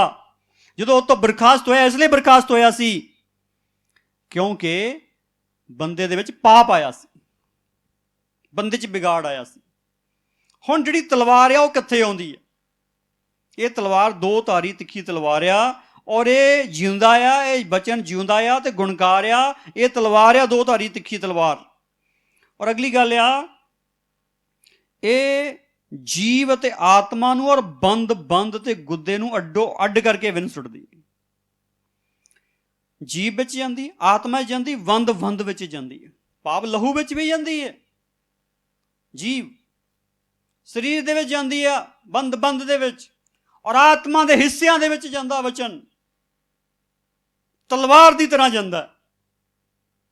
ਤਲਵਾਰ ਦੀ ਤਰ੍ਹਾਂ ਮਤਲਬ ਇਹ ਆ, ਜਿੱਦਾਂ ਪਤਰਸ ਨੇ ਪ੍ਰਚਾਰ ਕੀਤਾ ਉੱਥੇ ਲਿਖਿਆ ਦਿਲ ਛਿਦ ਗਏ, ਤੇ ਲਿਖਿਆ ਦਿਲ ਛਿਦ ਗਏ ਦਾ ਮਤਲਬ ਬਿੰਨੇ ਗਏ। ਜਿਹੜੀ ਤਲਵਾਰ ਆ ਨਾ, ਜਦੋਂ ਇਹ ਅੰਦਰ ਵੜਦੀ ਆ ਤੇ ਬਿੰਨਦੀ ਆ, ਧੱਸਦੀ ਆ ਅੰਦਰ, ਕੱਟਦੀ ਆ ਅੰਦਰੋਂ, ਕੱਟਦੀ ਆ। ਜਦੋਂ ਨਾ ਤੁਸੀਂ ਸੱਚਾ ਵਚਨ ਸੁਣਨਾ, ਤੁਹਾਨੂੰ ਕੱਟਣਾ ਆ ਉਹਨੇ। ਜੇ ਤੁਹਾਨੂੰ ਵਚਨ ਕੱਟਦਾ ਨਹੀਂ ਨਾ ਹੈਗਾ, ਸਮਝ ਲਓ ਉਹਦੇ ਹੋਰ ਕੁਛ ਆ। ਜਦੋਂ ਇਸਤੀਫਾਨ ਨੇ ਸੁਣਾਇਆ ਨਾ ਵਚਨ, ਕੱਟ ਦਿੱਤਾ ਉਹਨੇ, ਉਹਨਾਂ ਨੂੰ ਕੱਟ ਦਿੱਤਾ। ਕਈ ਵਚਨ ਨਾਲ ਜਦੋਂ ਕੱਟ ਹੁੰਦੇ ਆ, ਧਾਹਾਂ ਮਾਰ ਮਾਰ ਕੇ ਰੋਣ ਲੱਗ ਪੈਂਦੇ, ਪਛਤਾਤਾਪ ਕਰਨ ਲੱਗ ਜਾਂਦੇ ਆ। ਕਈ ਜਦੋਂ ਵਚਨ ਨਾਲ ਕੱਟ ਹੁੰਦੇ ਆ, ਉਸ ਵਕਤ ਗੁੱਸੇ ਨਾਲ ਭਰ ਜਾਂਦੇ ਆ, ਕਹਿੰਦੇ ਮੈਨੂੰ ਕਹੀ ਜਾਂਦਾ ਆ, ਮੇਰੀ ਬੇਇੱਜ਼ਤੀ ਕਰੀ ਜਾਂਦਾ ਆ, ਮੇਰਾ ਤਵਾ ਲਾਈ ਜਾਂਦਾ ਹੈ। ਔਰ ਕਈ ਆਨੰਦ ਵਿਭੋਰ ਹੋ ਜਾਂਦੇ ਆ ਜਦੋਂ ਵਚਨ ਅੰਦਰ ਜਾਂਦਾ ਹੈ, ਕਿਉਂਕਿ ਵਚਨ ਜਿਹੜਾ ਉਹਨਾਂ ਨੂੰ ਅੰਦਰ ਜਾ ਕੇ ਉਹਨਾਂ ਨੂੰ ਤਸੱਲੀ ਦਿੰਦਾ ਆ ਕਿ ਤੂੰ ਸਹੀ ਆ, ਤੂੰ ਵਚਨ ਦੇ ਅਨੁਸਾਰ ਹੈ, ਓਕੇ। ਔਰ ਆਹ ਜਿਹੜੀ ਗੱਲ ਆ ਉਹ ਤਿੰਨਾਂ ਹੀ ਚੀਜ਼ਾਂ ਵਿੱਚ ਜਾਂਦਾ, ਰੂਹ 'ਚ ਵੀ ਜਾਂਦਾ, ਸਰੀਰ 'ਚ ਵੀ ਜਾਂਦਾ, ਔਰ ਲਹੂ 'ਚ ਵੀ ਜਾਂਦਾ। ਔਰ ਜਿਹੜਾ ਕੁਛ ਗਲਤ ਆ ਉਹਨੂੰ ਖਤਮ ਕਰਦਾ। ਲਿਖਿਆ ਮਨ ਦੀਆਂ ਵਿਚਾਰਾਂ ਤੇ ਧਾਰਨਾ ਨੂੰ ਜਾਂਚ ਲੈਂਦਾ, ਕਿਉਂਕਿ ਵਚਨ ਸਾਡੇ ਕੋਲ ਕਸੌਟੀ ਹੈ। ਜਿੱਦਾਂ ਹੀਰੇ ਵਾਲਿਆਂ ਦੇ ਕੋਲ ਹੀਰਾ ਪਰਖਣ ਦੀ ਕਸੌਟੀ ਹੁੰਦੀ, ਸੋਨਾ ਵਾਲਿਆਂ ਕੋਲ, ਸੁਨਿਆਰਾਂ ਕੋਲ ਸੋਨਾ ਪਰਖਣ ਦੀ ਕਸੌਟੀ ਹੁੰਦੀ, ਚਾਂਦੀ ਵਾਲਿਆਂ ਕੋਲ ਜਿਹੜੇ ਚਾਂਦੀ ਪਰਖਣ ਦੀ ਕਸੌਟੀ ਹੁੰਦੀ। ਇਸ ਤਰੀਕੇ ਨਾਲ ਬੈਂਕ ਵਾਲਿਆਂ ਕੋਲ ਨੋਟ ਪਹਿਚਾਨਣ ਦੀ ਕਸੌਟੀ ਹੁੰਦੀ। ਇਸ ਤਰੀਕੇ ਨਾਲ ਵੱਖ-ਵੱਖ ਚੀਜ਼ਾਂ ਨੂੰ ਪਰਖਣ ਦੀ ਕਸੌਟੀ ਹੈ। ਔਰ ਸਾਨੂੰ ਜਿਹੜੀ ਸਹੀ ਪਰਖਣ ਵਾਲੀ ਜਿਹੜੀ ਚੀਜ਼ ਹੈਗੀ ਆ, ਕਸੌਟੀ ਹੈਗੀ ਆ, ਉਹ ਵਚਨ ਆ, ਪਰਮੇਸ਼ਰ ਦਾ ਵਚਨ। ਜਦੋਂ ਰੋਮ ਵਿੱਚ ਜਾਂਦਾ, ਪਰਖ ਦਿੰਦਾ ਆ ਅਸੀਂ ਕੀ ਹੈਗੀ, ਸਾਨੂੰ ਪਤਾ ਲੱਗ ਜਾਂਦਾ ਅਸੀਂ ਕੀ ਹੈਗੀ।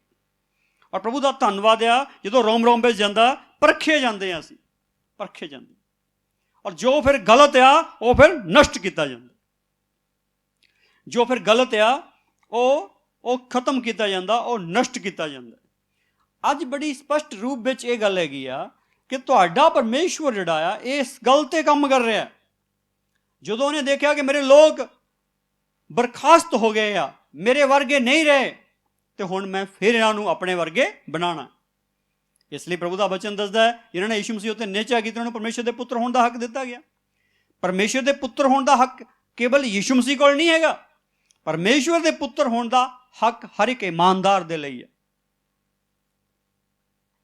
ਪਰਮੇਸ਼ਰ ਦੇ ਪੁੱਤਰ ਹੋਣ ਦਾ ਅਸਲੀ ਅਰਥ ਆ ਪਰਮੇਸ਼ਵਰ ਦੇ ਸਮਾਨ ਹੋਣਾ, ਕਿਉਂਕਿ ਤੁਹਾਡੇ ਬੱਚੇ ਤੁਹਾਡੇ ਵਰਗੇ ਤੇ ਪਰਮੇਸ਼ਰ ਦੇ ਬੱਚੇ ਪਰਮੇਸ਼ਰ ਵਰਗੇ ਹੋਊਗੇ।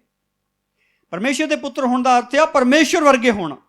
ਸੋ ਪ੍ਰਭੂ ਦਾ ਧੰਨਵਾਦ ਆ ਕਿ ਪਰਮੇਸ਼ਵਰ ਤੁਹਾਨੂੰ ਆਪਣੇ ਵਰਗੇ ਬਣਾਉਂਦਾ, ਪਰਮੇਸ਼ਰ ਆਪਣੀ ਸਮਾਨਤਾ 'ਚ ਬਣਾਉਂਦਾ। ਇਹ ਉਹਦੀ ਮਹਿਮਾ ਆ, ਇਹ ਉਹਦਾ ਜਲਾਲ ਆ, ਇਹ ਉਹਦੀ ਕੁਦਰਤ ਆ।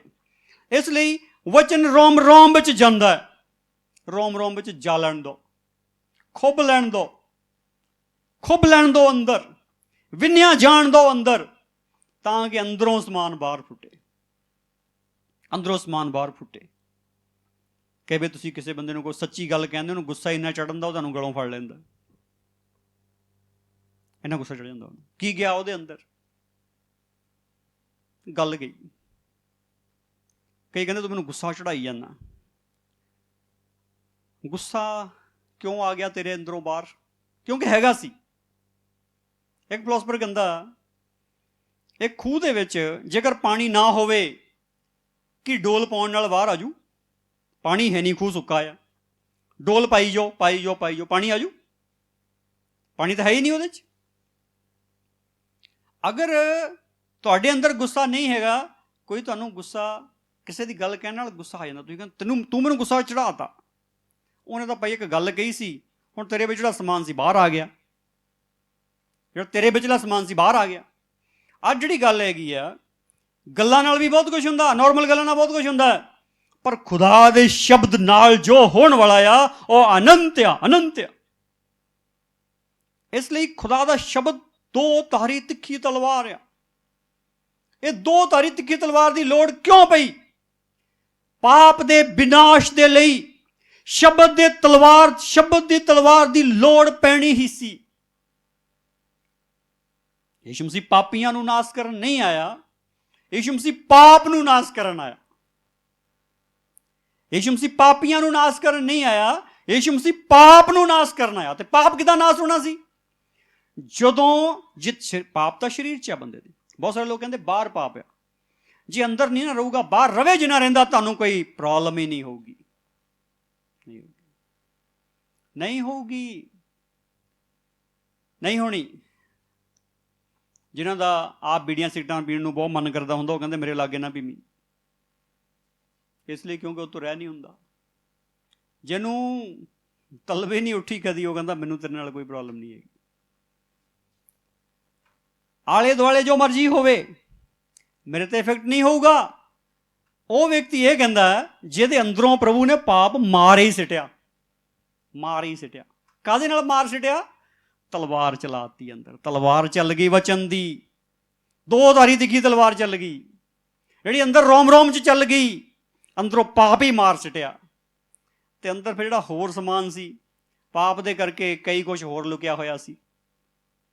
ਸ਼ਰਾਪ ਸੀ ਅੰਦਰ, ਬਿਮਾਰੀਆਂ ਸੀ ਅੰਦਰ, ਮਾੜੀਆਂ ਆਤਮਾ ਸੀ ਅੰਦਰ ਟਿਕੀਆਂ ਹੋਈਆਂ, ਜਾਦੂਗਰੀਆਂ ਟਿਕੀਆਂ ਹੋਈਆਂ ਸੀ, ਟਿਕੀਆਂ ਹੋਈਆਂ ਸੀ।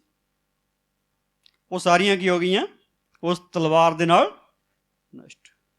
ਅੱਜ ਜਿਹੜੀ ਗੱਲ ਬੜੀ ਸਪਸ਼ਟ ਰੂਪ ਵਿੱਚ ਇਹ ਹੈ, ਜਦੋਂ ਆਤਮਿਕ ਲੜਾਈ ਦਾ ਵਰਣਨ ਕੀਤਾ ਗਿਆ ਅਫਸੀਆਂ ਦੀ ਕਿਤਾਬ ਦੇ ਵਿੱਚ, ਉਹ ਬੜੀ ਵੱਡੀ ਗੱਲਬਾਤ ਹੈ ਉੱਥੇ। ਪਰ ਉਹਦੇ ਵਿੱਚ ਜਿਹੜਾ 6ਵਾਂ ਅਧਿਆਇ ਹੈ ਅਫਸੀਆਂ ਦੀ ਕਿਤਾਬ ਦਾ, ਉਹਦੇ ਵਿੱਚ ਆਪਾਂ 17 ਵਚਨ ਪੜ੍ਹਦੇ ਹਾਂ ਤਾਂ ਇੱਥੇ ਮਿਲਦਾ ਹੈ, ਮੁਕਤੀ ਦਾ ਟੋਪ ਅਤੇ ਆਤਮਾ ਦੀ ਤਲਵਾਰ ਜੋ ਪਰਮੇਸ਼ਰ ਦੀ ਬਾਣੀ ਹੈ ਲੈ ਲਵੋ। ਮੁਕਤੀ ਦਾ ਟੋਪ, ਇਹ ਵੀ ਪਰਮੇਸ਼ਰ ਦਾ ਵਚਨ ਹੈ, ਭਾਵ ਸਾਡੇ ਦਿਮਾਗ ਦੀ ਰਾਖੀ ਕਰਨ ਵਾਲਾ ਹੈ, ਕਿਉਂਕਿ ਕਸੌਟੀ ਹੈ ਵਚਨ। ਜਦੋਂ ਆਪਾਂ ਗੱਲ ਕਰਕੇ ਕਸੌਟੀ ਹੈ, ਤੁਹਾਡੇ ਦਿਮਾਗ ਨੂੰ ਕਿਹੜੀਆਂ ਚੀਜ਼ਾਂ ਖਰਾਬ ਕਰਦੀਆਂ? ਜਿਹੜੀਆਂ ਚੀਜ਼ਾਂ ਤੁਹਾਨੂੰ ਵਹਿਮੀ ਬਣਾ ਦਿੰਦੀਆਂ, ਭ੍ਰਮਿਤ ਕਰ ਦਿੰਦੀਆਂ, ਉਲਝਾ ਦਿੰਦੀਆਂ ਆ, ਤੁਹਾਡੇ ਵਿਸ਼ਵਾਸ ਨੂੰ ਖਰਾਬ ਕਰ ਦਿੰਦੀਆਂ, ਤੁਹਾਡੀ ਆਤਮਿਕ ਜ਼ਿੰਦਗੀ ਖਤਮ ਹੋ ਜਾਂਦੀ ਹੈ, ਖਰਾਬ ਹੋ ਜਾਂਦੀ ਹੈ। ਜੇਕਰ ਤੁਹਾਡੇ ਕੋਲ ਬਾਣੀ ਹੋਊਗੀ, ਕਸੌਟੀ ਸਹੀ ਹੋਊਗੀ, ਫਿਰ ਤੁਸੀਂ ਗਲਤ ਗੱਲ ਨੂੰ ਆਪਣੇ ਅੰਦਰ ਪ੍ਰਵਾਨ ਹੀ ਨਹੀਂ ਕਰਨਾ ਹੈਗਾ, ਗਲਤ ਸਿੱਖਿਆ ਨੂੰ ਪ੍ਰਵਾਨ ਹੀ ਨਹੀਂ ਕਰਨਾ ਹੈਗਾ। ਫਿਰ ਤੁਸੀਂ ਉਹ ਕਸੌਟੀ ਲਾ ਕੇ ਦੇਖਣੀ, ਤੁਹਾਨੂੰ ਪਤਾ ਲੱਗਣਾ ਤਾਂ ਗੱਲ ਤਾਂ ਮੇਰੇ ਵਾਲੀ ਹੈ ਹੀ ਨਹੀਂ ਗੀ, ਮੇਰੇ ਪਰਮੇਸ਼ਰ ਵਾਲੀ ਨਹੀਂ ਹੈਗੀ, ਵਚਨ ਵਾਲੀ ਨਹੀਂ ਹੈਗੀ, ਗੱਲ ਤਾਂ ਮੈਂ ਨਹੀਂ ਲੈਣੀ ਹੈ। ਇਹਦਾ ਮਤਲਬ ਤੁਹਾਡਾ ਦਿਮਾਗ ਇੰਨਾ ਸੁਰੱਖਿਅਤ ਰਹੂਗਾ। ਇਹ ਹੈਲਮਟ ਆ, ਪਰਮੇਸ਼ਰ ਦਾ ਵਚਨ ਹੈਲਮਟ ਦਾ ਕੰਮ ਕਰਦਾ ਹੈ। ਜਦੋਂ ਸਫ਼ਰ ਜਾਂਦੇ ਮੋਟਰਸਾਈਕਲ ਤੇ ਹੈਲਮਟ ਪਾ ਕੇ ਜਾਂਦੇ ਆ, ਤੇ ਡਿੱਗ ਵੀ ਜਾਵੇ ਸਿਰ ਸੱਟ ਨਹੀਂ ਲੱਗੂਗੀ। ਡਿੱਗ ਸਕਦੇ ਆ ਪਰ ਸਿਰ ਬਚ ਜਾਊਗਾ ਜੇ ਹੈਲਮਟ ਪਾਇਆ ਤਾਂ। ਇੱਦਾਂ ਹੀ ਜ਼ਮੀਨ ਦੇ ਉੱਤੇ ਜੇਕਰ ਤੁਹਾਡੇ ਕੋਲ ਵਚਨ ਸਹੀ ਹੈਗਾ ਆ, ਤੁਹਾਡਾ ਦਿਮਾਗ ਖਰਾਬ ਨਹੀਂ ਹੋਊਗਾ, ਤੁਹਾਡਾ ਵਿਸ਼ਵਾਸ ਖਰਾਬ ਨਹੀਂ ਹੋਊਗਾ, ਤੁਹਾਡਾ ਈਮਾਨ ਠੀਕ ਰਹੂਗਾ। ਔਰ ਅਗਲੀ ਗੱਲ ਆ ਤਲਵਾਰ ਦੀ, ਭਾਵ ਇਹ ਹੈਲਮਟ ਪਾਇਆ ਹੋਊਗਾ ਤੇ ਬਾਹਰਲੀ ਚੀਜ਼ਾਂ ਅੰਦਰ ਨਹੀਂ ਜਾਣਗੀਆਂ। ਹੁਣ ਗੜਬੜੀ ਜਿਹੜੀ ਅੰਦਰ ਚੀਜ਼ਾਂ ਗਈਆਂ ਉਹ ਵੀ ਖਤਮ ਹੋਣੀਆਂ ਚਾਹੀਦੀਆਂ। ਉਹ ਕਿਹਨੇ ਖਤਮ ਕਰਨੀਆਂ? ਉਹ ਤਲਵਾਰ ਨੇ ਖਤਮ ਕਰਨੀਆਂ। ਤਲਵਾਰ ਵੀ ਪਰਮੇਸ਼ਰ ਦਾ ਵਚਨ। ਹੁਣ ਜਿਹੜੀ ਇਹ ਗੱਲ ਆ, ਵਚਨ ਨੇ ਅੰਦਰੋਂ ਉਹਨਾਂ ਗਲਤ ਚੀਜ਼ਾਂ ਨੂੰ ਨਸ਼ਟ ਕਰਨਾ ਜਿਹੜੀਆਂ ਅੰਦਰ ਗਲਤ ਬਣ ਗਈਆਂ, ਪੜ ਗਈਆਂ, ਪੈਦਾ ਹੋ ਗਈਆਂ ਅੰਦਰ। ਉਹ ਕਿਹਨੇ ਖਤਮ ਕਰਨੀਆਂ? ਉਹ ਤਲਵਾਰ ਨਾਲ ਖਤਮ ਹੋਣੀਆਂ। ਔਰ ਅੱਜ ਇਹ ਗੱਲ ਬੜੀ ਸਪਸ਼ਟ ਰੂਪ ਵਿੱਚ ਹੈ ਕਿ ਯਿਸੂ ਮਸੀਹ ਦੇ ਸਾਮਰਥੀ ਨਾਮ ਵਿੱਚ, ਯਿਸੂ ਮਸੀਹ ਦੇ ਸਾਮਰਥੀ ਨਾਮ ਵਿੱਚ ਇਹ ਗੱਲ ਇੱਦਾਂ ਹੀ ਆ, ਇਹ ਗੱਲ ਇੱਦਾਂ ਹੀ ਆ ਕਿ ਤੁਹਾਡਾ ਪਰਮੇਸ਼ਵਰ ਜਿਹੜਾ ਤੁਹਾਡਾ ਪਰਮੇਸ਼ਵਰ ਆ, ਤੁਹਾਡੇ ਅੰਦਰ ਵਚਨ ਭਰਦਾ, ਵਚਨ ਭਰਦਾ, ਠੀਕ ਵਚਨ ਭਰਦਾ। ਵਚਨ ਤਾਂ ਵੈਸੇ ਕਈਆਂ ਨੇ ਆਪਣੇ ਗਿਆਨ ਲਈ ਰੱਖਿਆ ਹੋਇਆ, ਕਈਆਂ ਤੋਂ ਉੱਦਾਂ ਕੋਈ ਦੁਆ ਪ੍ਰਾਰਥਨਾ ਨਹੀਂ ਹੈਗੀ, ਕੋਈ ਅਭਿਸ਼ੇਕ ਨਹੀਂ ਹੈਗਾ, ਉੱਦਾਂ ਬਾਈਬਲ ਪੜ੍ਹੀ ਹੋਈ ਆ ਕਾਫੀ ਸਾਲਾਂ ਦੀ, ਉੱਦਾਂ ਯਾਦ ਆ ਕਿੱਥੇ ਕਿੱਥੇ ਕੀ ਲਿਖਿਆ ਹੈਗਾ, ਕਿੱਥੇ ਕਿੱਥੇ ਕੀ ਲਿਖਿਆ ਸ਼ੈਤਾਨ ਨੂੰ ਵੀ ਪਤਾ ਆ। ਪਰ ਸ਼ੈਤਾਨ ਉਸ ਵਚਨ ਦਾ ਇਸਤੇਮਾਲ ਨਹੀਂ ਕਰ ਸਕਦਾ, ਕਿਉਂਕਿ ਪ੍ਰਭੂ ਉਹਨੂੰ ਕਹਿੰਦਾ, ਇਹ ਦੁਸ਼ਟ ਤੂੰ ਮੇਰੇ ਆਪਣੇ ਮੂੰਹ ਵਿੱਚ ਮੇਰਾ ਨਾਮ ਵੀ ਕਿੱਦਾਂ ਲਿਆ ਹੋਇਆ। ਉਹਨੂੰ ਹੱਕ ਨਹੀਂ ਹੈਗਾ ਵਚਨ ਇਸਤੇਮਾਲ ਕਰਨ ਦਾ, ਉੱਦਾਂ ਉਹਨੂੰ ਪਤਾ ਕਿੱਥੇ ਕੀ ਲਿਖਿਆ। ਔਰ ਸ਼ੈਤਾਨ ਨੂੰ ਇਹਦੇ ਭੇਤ ਵੀ ਨਹੀਂ ਪਤਾ ਹੈਗੇ। ਭੇਤ ਵੀ ਪ੍ਰਭੂ ਦੇ ਬੱਚਿਆਂ ਨੂੰ ਪਤਾ ਹੈ। ਜਿਹੜੇ ਪ੍ਰਭੂ ਦੇ ਵਚਨ ਦੇ ਭੇਤ ਆ, ਉਹ ਵੀ ਪ੍ਰਭੂ ਦੇ ਬੱਚਿਆਂ ਨੂੰ ਹੀ ਪਤਾ ਆ। ਸ਼ੈਤਾਨ ਨੂੰ ਇਹ ਵੀ ਨਹੀਂ ਪਤਾ ਹੈ ਕਿੱਥੇ ਕੀ ਲਿਖਿਆ ਹੈ, ਪਤਾ ਉਹਨੂੰ। ਤੇ ਕਿੱਥੇ ਕੀ ਲਿਖਿਆ ਇਹਦਾ ਕਈਆਂ ਨੂੰ ਪਤਾ, ਕਈਆਂ ਦਾ ਦਿਮਾਗ ਬਹੁਤ ਤੇਜ਼ ਆ, ਇੱਕ ਵਾਰੀ ਪੜ੍ਹ ਲੈਣ ਤਾਂ ਚੇਤਾ ਹੀ ਰਹਿ ਜਾਂਦਾ। ਬਹੁਤ ਤੇਜ਼ ਦਿਮਾਗ ਕਈਆਂ ਦਾ, ਬੜੇ ਸ਼ਾਰਪ ਮਾਈਂਡਡ ਹੈਗੇ ਆ। ਇੱਕ ਵਾਰੀ ਪੜ੍ਹਿਆ ਪਤਾ ਨਹੀਂ ਕਦੋਂ ਦਾ ਚੇਤਾ ਹੈ, ਕਿੱਥੇ ਕੀ ਲਿਖਿਆ ਉਹ ਦੱਸੀ ਜਾਂਦੇ ਆ, ਸੁਣਾਈ ਜਾਂਦੇ ਆ। ਰੱਟੇ ਵਾਲੀਆਂ ਨਹੀਂ ਗੱਲਾਂ ਹੈਗੀਆਂ। ਗੱਲ ਹੈਗੀ ਆ ਕੀ ਤੁਹਾਡੇ ਅੰਦਰ ਵਚਨ ਕੰਮ ਕਰਦਾ, ਕਿਉਂਕਿ ਵਚਨ ਅਸੀਂ ਪੜ੍ਹਿਆ ਜਿਉਂਦਾ ਆ, ਗੁਣਕਾਰ ਆ। ਜੀ ਉੱਦਾਂ ਹੀ ਯਾਦ ਹੀ ਆ, ਇਹਦਾ ਮਤਲਬ ਕੰਮ ਨਹੀਂ ਕਰ ਰਿਹਾ। ਕਈਆਂ ਨੂੰ ਵਚਨ ਯਾਦ ਹੁੰਦਾ ਆ, ਉਹਦੇ ਅੰਦਰ ਵਚਨ ਕੰਮ ਨਹੀਂ ਕਰ ਰਿਹਾ ਹੁੰਦਾ। ਕਈ ਬੰਦੇ ਕਹਿੰਦੇ, ਤੁਸੀਂ ਕਈਆਂ ਬਾਰੇ ਜਾਣਦੇ ਆ, ਤੁਸੀਂ ਕਹਿੰਦੇ ਗੱਲਾਂ ਤਾਂ ਬੜੀਆਂ ਵਧੀਆ ਕਰਦਾ, ਵਚਨ ਤਾਂ ਬੜੀਆਂ ਵਧੀਆ ਸੁਣਾਉਂਦਾ ਆ, ਪਰ ਇਹਦੀ ਜ਼ਿੰਦਗੀ ਸਹੀ ਨਹੀਂ ਹੈਗੀ। ਜ਼ਿੰਦਗੀ ਕਿਉਂ ਨਹੀਂ ਸਹੀ ਹੈਗੀ? ਵਚਨ ਨੂੰ ਉੱਦਾਂ ਯਾਦ ਆ ਕਿੱਥੇ ਕਿੱਥੇ ਕੀ ਲਿਖਿਆ ਹੈਗਾ। ਪਰ ਅੰਦਰ ਉਹਦੇ ਵਚਨ ਨੇ ਕੰਮ ਨਹੀਂ ਕੀਤਾ ਹੈਗਾ। ਅੰਦਰ ਉਹਨੂੰ ਛਿੱਲਿਆ ਤੇ ਵੱਢਿਆ ਤੇ ਕੱਟਿਆ ਨਹੀਂ ਹੈਗਾ। ਅੰਦਰ ਉਹਦੇ ਖੁੱਭਿਆ ਨਹੀਂ। ਅੰਦਰ ਉਹਦੇ ਚੀਜ਼ਾਂ ਜਿਹੜੀਆਂ ਮਰਨੀਆਂ ਸੀਗੀਆਂ ਉਹ ਮਰੀਆਂ ਨਹੀਂ ਹੈਗੀਆਂ। ਇੱਦਾਂ ਹੀ ਹੋ ਗਿਆ। ਔਰ ਇਹ ਪ੍ਰੋਬਲਮ ਹੈ, ਔਰ ਇਹ ਪ੍ਰੋਬਲਮ ਗੰਭੀਰ ਆ ਕਿ ਵਚਨ ਯਾਦ ਤਾਂ ਹੈ ਪਰ ਕਿਰਿਆਸ਼ੀਲਤਾ ਨਾਲ ਅੰਦਰ ਕੰਮ ਨਹੀਂ ਕਰ ਰਿਹਾ ਵਚਨ। ਜਦੋਂ ਵਚਨ ਕਿਰਿਆਸ਼ੀਲਤਾ ਨਾਲ ਕੰਮ ਕਰੂਗਾ, ਸਭ ਤੋਂ ਪਹਿਲਾਂ ਜ਼ਿੰਦਗੀ ਤੁਹਾਡੀ ਬਦਲੂਗੀ, ਬੋਲਣ ਵਾਲਿਆਂ ਦੀ, ਫਿਰ ਦੂਜਿਆਂ ਦੀ ਬਦਲੂਗੀ। ਜੇ ਕੁਛ ਵੀ ਨਹੀਂ ਬਦਲਿਆ ਇਹਦਾ ਮਤਲਬ ਸਿਰਫ ਰੱਟਾ ਹੀ ਹੈ। ਰੱਟੇ ਨਾਲ ਨਹੀਂ ਚੱਲਣਾ ਕੰਮ, ਰੱਟੇ ਨਾਲ ਨਹੀਂ ਚੱਲਣਾ। ਜ਼ਰੂਰਤ ਹੈ ਇਸ ਗੱਲ ਦੀ ਕਿ ਤੁਹਾਡੇ ਅੰਦਰ ਕਿਰਿਆਸ਼ੀਲਤਾ ਦੇ ਨਾਲ ਵਚਨ ਕਾਇਮ ਰਹਿਣਾ ਚਾਹੀਦਾ। ਜਦੋਂ ਕਿਰਿਆਸ਼ੀਲਤਾ ਨਾਲ ਕਾਇਮ ਰਹੂਗਾ, ਤੁਸੀਂ ਪਰਮੇਸ਼ਰ ਦੇ ਕੰਮਾਂ ਨੂੰ ਦੇਖੋਗੇ। ਹੁਣ ਜਿਹੜੀ ਜ਼ਬੂਰ 107 ਦਾ 20 ਵਚਨ ਦੱਸਦਾ ਹੈ ਕਿ ਪਰਮੇਸ਼ਰ ਆਪਣਾ ਵਚਨ ਭੇਜ ਕੇ ਚੰਗਾ ਕਰਦਾ, ਤਬਾਹੀ ਤੇ ਬਰਬਾਦੀ ਨੂੰ ਖਤਮ ਕਰਦਾ। ਇਹ ਵਚਨ ਕੀ ਹੈ? ਯਿਸੂ ਮਸੀਹ ਦੇ ਬਾਰੇ ਵਚਨ ਦੱਸਦਾ ਹੈ ਉਹ ਦੇਹਧਾਰੀ ਸ਼ਬਦ ਹੈ। ਯਿਸੂ ਮਸੀਹ ਦੇਹਧਾਰੀ ਸ਼ਬਦ ਹੈ। ਜਦੋਂ ਯਿਸੂ ਮਸੀਹ ਦੇਹਧਾਰੀ ਸ਼ਬਦ ਹੈ, ਸ਼ਬਦ ਨੇ ਦੇਹ ਧਾਰਨ ਕੀਤੀ ਹੈ। ਯੂਹੰਨਾ ਦੀ ਇੰਜੀਲ ਦਾ ਪਹਿਲਾ ਅਧਿਆਇ ਪਹਿਲੇ ਵਚਨ ਇਹੀ ਦੱਸਦੇ ਹਨ, ਆਦਿ ਵਿੱਚ ਸ਼ਬਦ ਸੀ, ਸ਼ਬਦ ਪਰਮੇਸ਼ਰ ਦੇ ਸੰਗ ਸੀ, ਸ਼ਬਦ ਪਰਮੇਸ਼ਰ ਸੀ, ਸਭ ਕੁਛ ਉਹਦੇ ਦੁਆਰਾ ਹੀ ਰਚਿਆ ਗਿਆ, ਸ਼ਬਦ ਤੋਂ ਬਿਨਾਂ ਕੋਈ ਚੀਜ਼ ਰਚੀ ਨਹੀਂ ਗਈ। ਔਰ ਉਹ ਸ਼ਬਦ ਨੇ, 14 ਵਚਨ ਦੱਸਦਾ ਹੈ, ਉਹ ਸ਼ਬਦ ਨੇ ਦੇਹ ਧਾਰਨ ਕੀਤੀ ਹੈ, ਉਹਦਾ ਨਾਮ ਯਿਸੂ ਮਸੀਹ ਰੱਖਿਆ ਗਿਆ ਹੈ। ਹੁਣ ਜਿਹੜੀ ਇਹ ਗੱਲ ਬੜੀ ਸਪਸ਼ਟ ਹੈ, ਉਹ ਸ਼ਬਦ ਨੇ ਦੇਹ ਧਾਰਨ ਕੀਤੀ ਹੈ, ਉਹ ਸ਼ਬਦ ਹੈ, ਉਹ ਸ਼ਬਦ ਨਿਕਲ ਰਿਹਾ ਹੈ, ਉਹ ਸ਼ਬਦ ਨਿਕਲ ਰਿਹਾ ਹੈ। ਉਹ ਸ਼ਬਦ ਕਿਰਿਆਸ਼ੀਲ ਸ਼ਬਦ ਹੈ। ਉਹ ਸ਼ਬਦ ਦੀ ਕਿਰਿਆਸ਼ੀਲਤਾ ਦੇਖਣ ਨੂੰ ਮਿਲਣੀ ਜ਼ਰੂਰੀ ਹੈ। ਉਹ ਸ਼ਬਦ ਦੀ ਕਿਰਿਆਸ਼ੀਲਤਾ ਜਿਹੜੀ ਹੈ ਉਹ ਦੇਖਣ ਨੂੰ ਮਿਲਣੀ ਜ਼ਰੂਰੀ ਹੈ। ਔਰ ਸ਼ਬਦ ਦੀ ਕਿਰਿਆਸ਼ੀਲਤਾ ਜੋ ਸ਼ਬਦ ਦੀ ਕਿਰਿਆਸ਼ੀਲਤਾ ਜਿਹੜੀ ਆ ਉਹ ਪ੍ਰਭੂ ਦੇ ਸਰੀਰ ਦੇ ਅੰਦਰ ਦਿਖਾਈ ਦੇਣੀ ਹੈ। ਔਰ ਅੱਜ ਪ੍ਰਭੂ ਦਾ ਜੋ ਸਰੀਰ ਹੈ ਉਹ ਕਲੀਸਿਆ ਹੈ। ਜੋ ਪ੍ਰਭੂ ਦਾ ਸਰੀਰ ਹੈ ਅੱਜ ਉਹ ਕਲੀਸਿਆ ਪ੍ਰਭੂ ਦਾ ਸਰੀਰ ਹੈ। ਹੁਣ ਜਿਹੜਾ ਰੋਮੀਆਂ ਦੀ ਕਿਤਾਬ ਦਾ 10ਵਾਂ ਅਧਿਆਇ ਜਦੋਂ ਅਸੀਂ ਖੋਲਦੇ ਹਾਂ, ਰੋਮੀਆਂ ਦੀ ਕਿਤਾਬ 10ਵਾਂ ਅਧਿਆਇ ਜੋ ਹੈ, ਇੱਥੇ ਬਚਨ ਸਾਨੂੰ ਦੱਸਦਾ ਹੈ, ਜੀਸਸ 8ਵੇਂ ਬਚਨ ਤੋਂ ਪੜ੍ਹਦੇ ਹਾਂ, 10ਵਾਂ ਅਧਿਆਇ 8ਵਾਂ ਬਚਨ। ਪਰ ਕੀ ਆਖਦਾ ਹੈ? ਬਾਣੀ ਤੇਰੇ ਕੋਲ, ਤੇਰੇ ਮੂੰਹ ਵਿੱਚ ਅਤੇ ਤੇਰੇ ਮਨ ਵਿੱਚ ਹੈ। ਇਹ ਤਾਂ ਉਸ ਨਿਸ਼ਚਾ ਦੀ ਬਾਣੀ ਹੈ ਜਿਹਦਾ ਅਸੀਂ ਪ੍ਰਚਾਰ ਕਰਦੇ ਹਾਂ। ਕਿਉਂਕਿ ਜੇ ਤੂੰ ਆਪਣੇ ਮੂੰਹ ਨਾਲ ਪ੍ਰਭੂ ਯਿਸੂ ਦਾ ਇਕਰਾਰ ਕਰੇ ਅਤੇ ਆਪਣੇ ਹਿਰਦੇ ਨਾਲ ਮੰਨ ਲਵੇਂ ਜੋ ਪਰਮੇਸ਼ਵਰ ਨੇ ਉਹਨੂੰ ਮੁਰਦਿਆਂ ਵਿੱਚੋਂ ਜਿਵਾਲਿਆ, ਤਾਂ ਤੂੰ ਬਚਾਇਆ ਜਾਵੇਂਗਾ। ਧਰਮ ਲਈ ਤਾਂ ਹਿਰਦੇ ਨਾਲ ਨਿਸ਼ਚਾ ਕਰੀਦੀ ਹੈ ਅਤੇ ਮੁਕਤੀ ਲਈ ਮੂੰਹ ਨਾਲ ਇਕਰਾਰ ਕਰੀਦਾ ਹੈ। ਹੁਣ ਗੱਲ ਦੇਖੋ ਕਿੱਥੇ ਹੈ, ਹੁਣ ਬਾਣੀ ਕਿੱਥੇ ਹੈ? ਹੁਣ ਬਾਣੀ ਤੇਰੇ ਮੂੰਹ ਵਿੱਚ ਅਤੇ ਤੇਰੇ ਮਨ ਵਿੱਚ ਆ। ਯਿਸੂ ਮਸੀਹ ਨੇ ਕਿਹਾ, ਚੰਗਾ ਮਨੁੱਖ ਆਪਣੇ ਮਨ ਦੇ ਚੰਗੇ ਖਜ਼ਾਨੇ ਚੋਂ ਚੰਗੀ ਗੱਲ ਕੱਢਦਾ ਹੈ ਤੇ ਬੁਰਾ ਮਨੁੱਖ ਆਪਣੇ ਮਨ ਦੇ ਬੁਰੇ ਖਜ਼ਾਨੇ ਚੋਂ ਬੁਰੀ ਗੱਲ ਕੱਢਦਾ। ਖਜ਼ਾਨਾ ਕਿਹੜਾ ਤੁਹਾਡੇ ਕੋਲ? ਕੀ ਹੈਗਾ ਚੰਗਾ ਖਜ਼ਾਨਾ? ਕੀ ਹੈਗਾ ਬਾਣੀ ਵਾਲਾ ਖਜ਼ਾਨਾ? ਜੇ ਬਾਣੀ ਦਾ ਖਜ਼ਾਨਾ, ਸਹੀ ਬਾਣੀ ਦਾ ਖਜ਼ਾਨਾ ਤੇ ਸਹੀ ਬਾਣੀ ਦਾ ਖਜ਼ਾਨਾ ਤੁਸੀਂ ਕੱਢੋਗੇ। ਬਾਣੀ ਤੇਰੇ ਕੋਲ, ਤੇਰੇ ਮੂੰਹ ਵਿੱਚ ਅਤੇ ਤੇਰੇ ਮਨ ਵਿੱਚ ਹੈ। ਔਰ ਇਹ ਕਿਹੜੀ ਬਾਣੀ ਹੈ? ਉਸ ਨਿਸ਼ਚਾ ਦੀ ਬਾਣੀ ਹੈ ਜਿਹਦਾ ਅਸੀਂ ਪ੍ਰਚਾਰ ਕਰਦੇ ਹਾਂ। ਇਹ ਬਾਣੀ ਉਸ ਨਿਸ਼ਚਾ ਦੀ ਬਾਣੀ ਹੈ ਜਿਹਦਾ ਅਸੀਂ ਕੀ ਕਰਦੇ ਹਾਂ? ਪ੍ਰਚਾਰ ਕਰਦੇ। ਔਰ ਹੈਗੀ ਕਿੱਥੇ ਹੈ? ਤੁਹਾਡੇ ਮੂੰਹ 'ਚ। ਇੱਕ ਸਮਾਂ ਅਸੀਂ ਦੇਖਿਆ ਕਿ ਯਿਸੂ ਮਸੀਹ ਲਈ ਭਵਿੱਖਬਾਣੀ ਸੀ ਔਰ ਯਿਸੂ ਮਸੀਹ ਦੇ ਮੂੰਹ 'ਚੋਂ 2 ਧਾਰੀ ਤਿੱਖੀ ਤਲਵਾਰ ਨਿਕਲਦੀ ਦਿਖ ਰਹੀ। ਤੇ ਇਹ ਤਲਵਾਰ ਕਿੱਥੋਂ ਨਿਕਲੀ? ਇਹ 2 ਧਾਰੀ ਤਿੱਖੀ ਤਲਵਾਰ ਅੱਜ ਕਿੱਥੋਂ ਨਿਕਲਦੀ ਆ? ਅੱਜ ਇਹ ਕਲੀਸਿਆ, ਤੁਹਾਡੇ ਅੱਗੇ ਬੇਨਤੀ, ਤੁਸੀਂ ਗੱਲ ਨੂੰ ਸਮਝ ਜਾਓ, ਆਪਣੇ ਇਖਤਿਆਰ ਨੂੰ ਸਮਝ ਜਾਓ ਕਿ ਮਸੀਹ ਦੀ ਦੇਹ ਅੱਜ ਤੁਸੀਂ ਹੋ, ਮਸੀਹ ਦਾ ਮੂੰਹ ਅੱਜ ਤੁਸੀਂ ਹੋ। ਔਰ ਤੁਹਾਡੇ ਵਿੱਚੋਂ ਹੀ ਇਹ 2 ਧਾਰੀ ਤਿੱਖੀ ਤਲਵਾਰ, ਜਿਹੜਾ ਕਿਰਿਆਸ਼ੀਲ ਪਰਮੇਸ਼ਰ ਦਾ ਬਚਨ ਆ, ਜਿਉਂਦਾ ਬਚਨ ਆ, ਇਹ ਤੁਹਾਡੇ ਮੂੰਹ 'ਚੋਂ ਨਿਕਲਣਾ। ਅਗਰ ਨਿਕਲਦਾ ਤੇ ਤੁਹਾਨੂੰ ਮੁਬਾਰਕਬਾਦ ਆ, ਅਗਰ ਨਹੀਂ ਨਿਕਲਦਾ ਤੇ ਨਿਕਲਣਾ ਚਾਹੀਦਾ। ਇਸ ਗੱਲ ਦੇ ਲਈ ਫਿਕਰ ਕਰੋ, ਕਿਉਂ ਨਹੀਂ ਨਿਕਲਦਾ? ਜਦੋਂ ਮੂੰਹ ਖੋਲਦੇ ਆ ਕੋਈ ਹੋਰੇ ਗੱਲਾਂ ਕਾਹਲੀ ਆ ਜਾਂਦੀਆਂ ਸਾਰੀਆਂ, ਵਚਨ ਕਿਉਂ ਨਹੀਂ ਆਉਂਦਾ ਹੈਗਾ? ਜਦੋਂ ਤੁਹਾਡੇ ਮੂੰਹ 'ਚੋਂ ਵਚਨ ਨਿਕਲਣਾ ਸ਼ੁਰੂ ਹੋ ਗਿਆ, ਫਿਰ ਤੁਸੀਂ ਪਰਮੇਸ਼ਵਰ ਦੇ ਰਾਜ ਦੀ ਸਥਾਪਨਾ ਦੇ ਵਿੱਚ ਕਿਰਿਆਸ਼ੀਲਤਾ ਦੇ ਨਾਲ ਭਾਗ ਲੈਣਾ ਸ਼ੁਰੂ ਕਰ ਦੇਣਾ। ਔਰ ਇਹ ਜਿਹੜੀ ਗੱਲ ਆ, ਕਈ ਬੰਦੇ ਮੂੰਹ ਤੋਂ ਬੋਲਦੇ ਆ ਪਰ ਅੰਦਰ ਕਬੂਲ ਨਹੀਂ ਕਰਦੇ। ਆਪ ਹੀ ਬੋਲੀਆਂ ਹੋਈਆਂ ਗੱਲਾਂ ਅੰਦਰ ਕਬੂਲ ਨਹੀਂ ਕਰਦੇ ਹੈਗੇ। ਆਪ ਹੀ ਬੋਲਦੇ ਆ, ਉਸੇ ਗੱਲ ਨੂੰ ਭੁੱਲ ਜਾਂਦੇ, ਉਹਨੂੰ ਕਬੂਲ ਨਹੀਂ ਕਰਦੇ। ਹੁਣ ਜਿਹੜੀ ਗੱਲ ਆ, ਧਰਮ ਲਈ ਹਿਰਦੇ ਨਾਲ ਨਿਸ਼ਚਾ ਕਰਨੀ ਆ ਤੇ ਮੁਕਤੀ ਲਈ ਮੂੰਹ ਨਾਲ ਇਕਰਾਰ ਕਰਨਾ।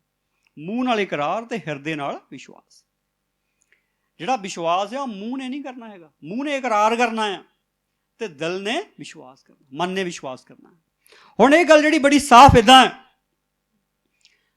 ਜਦੋਂ ਤੁਸੀਂ ਹਿਰਦੇ ਨਾਲ ਵਿਸ਼ਵਾਸ ਕਰਨਾ ਤੇ ਮੂੰਹ ਨਾਲ ਇਕਰਾਰ ਕਰਨਾ, ਤੁਸੀਂ ਧਰਮੀ ਬਣਨਾ ਹੈ ਔਰ ਤੁਸੀਂ ਖੁਦਾਵੰਦ ਦੀ ਹਜ਼ੂਰੀ ਵਿੱਚ ਮੁਕਤੀ ਪ੍ਰਾਪਤ ਕਰਕੇ ਖੜੇ ਹੋ ਜਾਣਾ। ਔਰ ਅੱਜ ਜ਼ਰੂਰੀ ਗੱਲ ਇਹ ਹੈ ਕਿ ਇਸ ਗੱਲ ਨੂੰ ਸਮਝ ਜਾਓ ਕਿ ਅੱਜ ਬਾਣੀ ਜਿਹੜੀ ਆ ਉਹ ਮੇਰੇ ਮੂੰਹ ਦੇ ਵਿੱਚੋਂ ਨਿਕਲਣੀ। ਹਾਲੇਲੂਇਆ।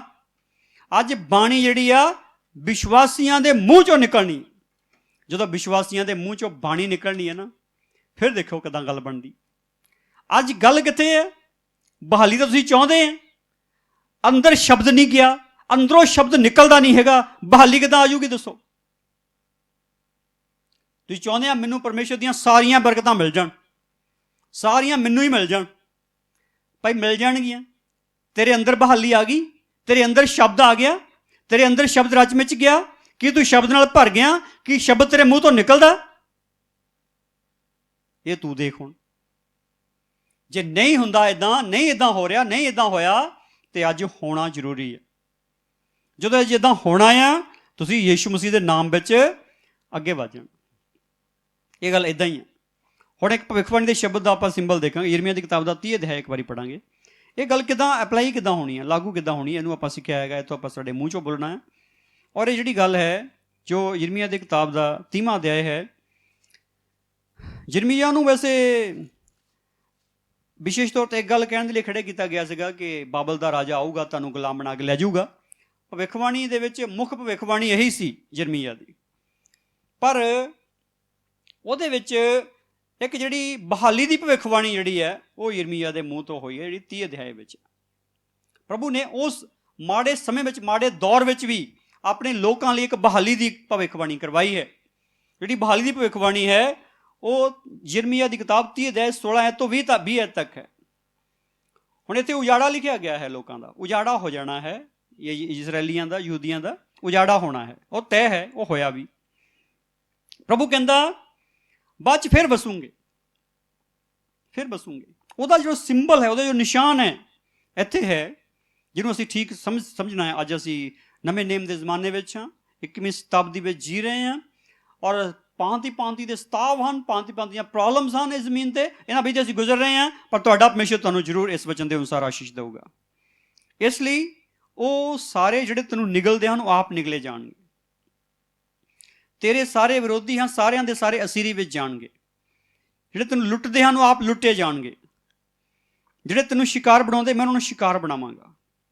ਦੇਖੋ ਪ੍ਰਭੂ ਕੀ ਕਹਿੰਦਾ ਇੱਥੇ, ਨਿਗਲਣ ਵਾਲੇ, ਵਿਰੋਧੀ, ਲੁੱਟਣ ਵਾਲੇ ਤੇ ਸ਼ਿਕਾਰ ਬਣਾਉਣ ਵਾਲੇ, 4 ਪ੍ਰਕਾਰ ਦੇ ਹਮਲਾਵਰ ਆ।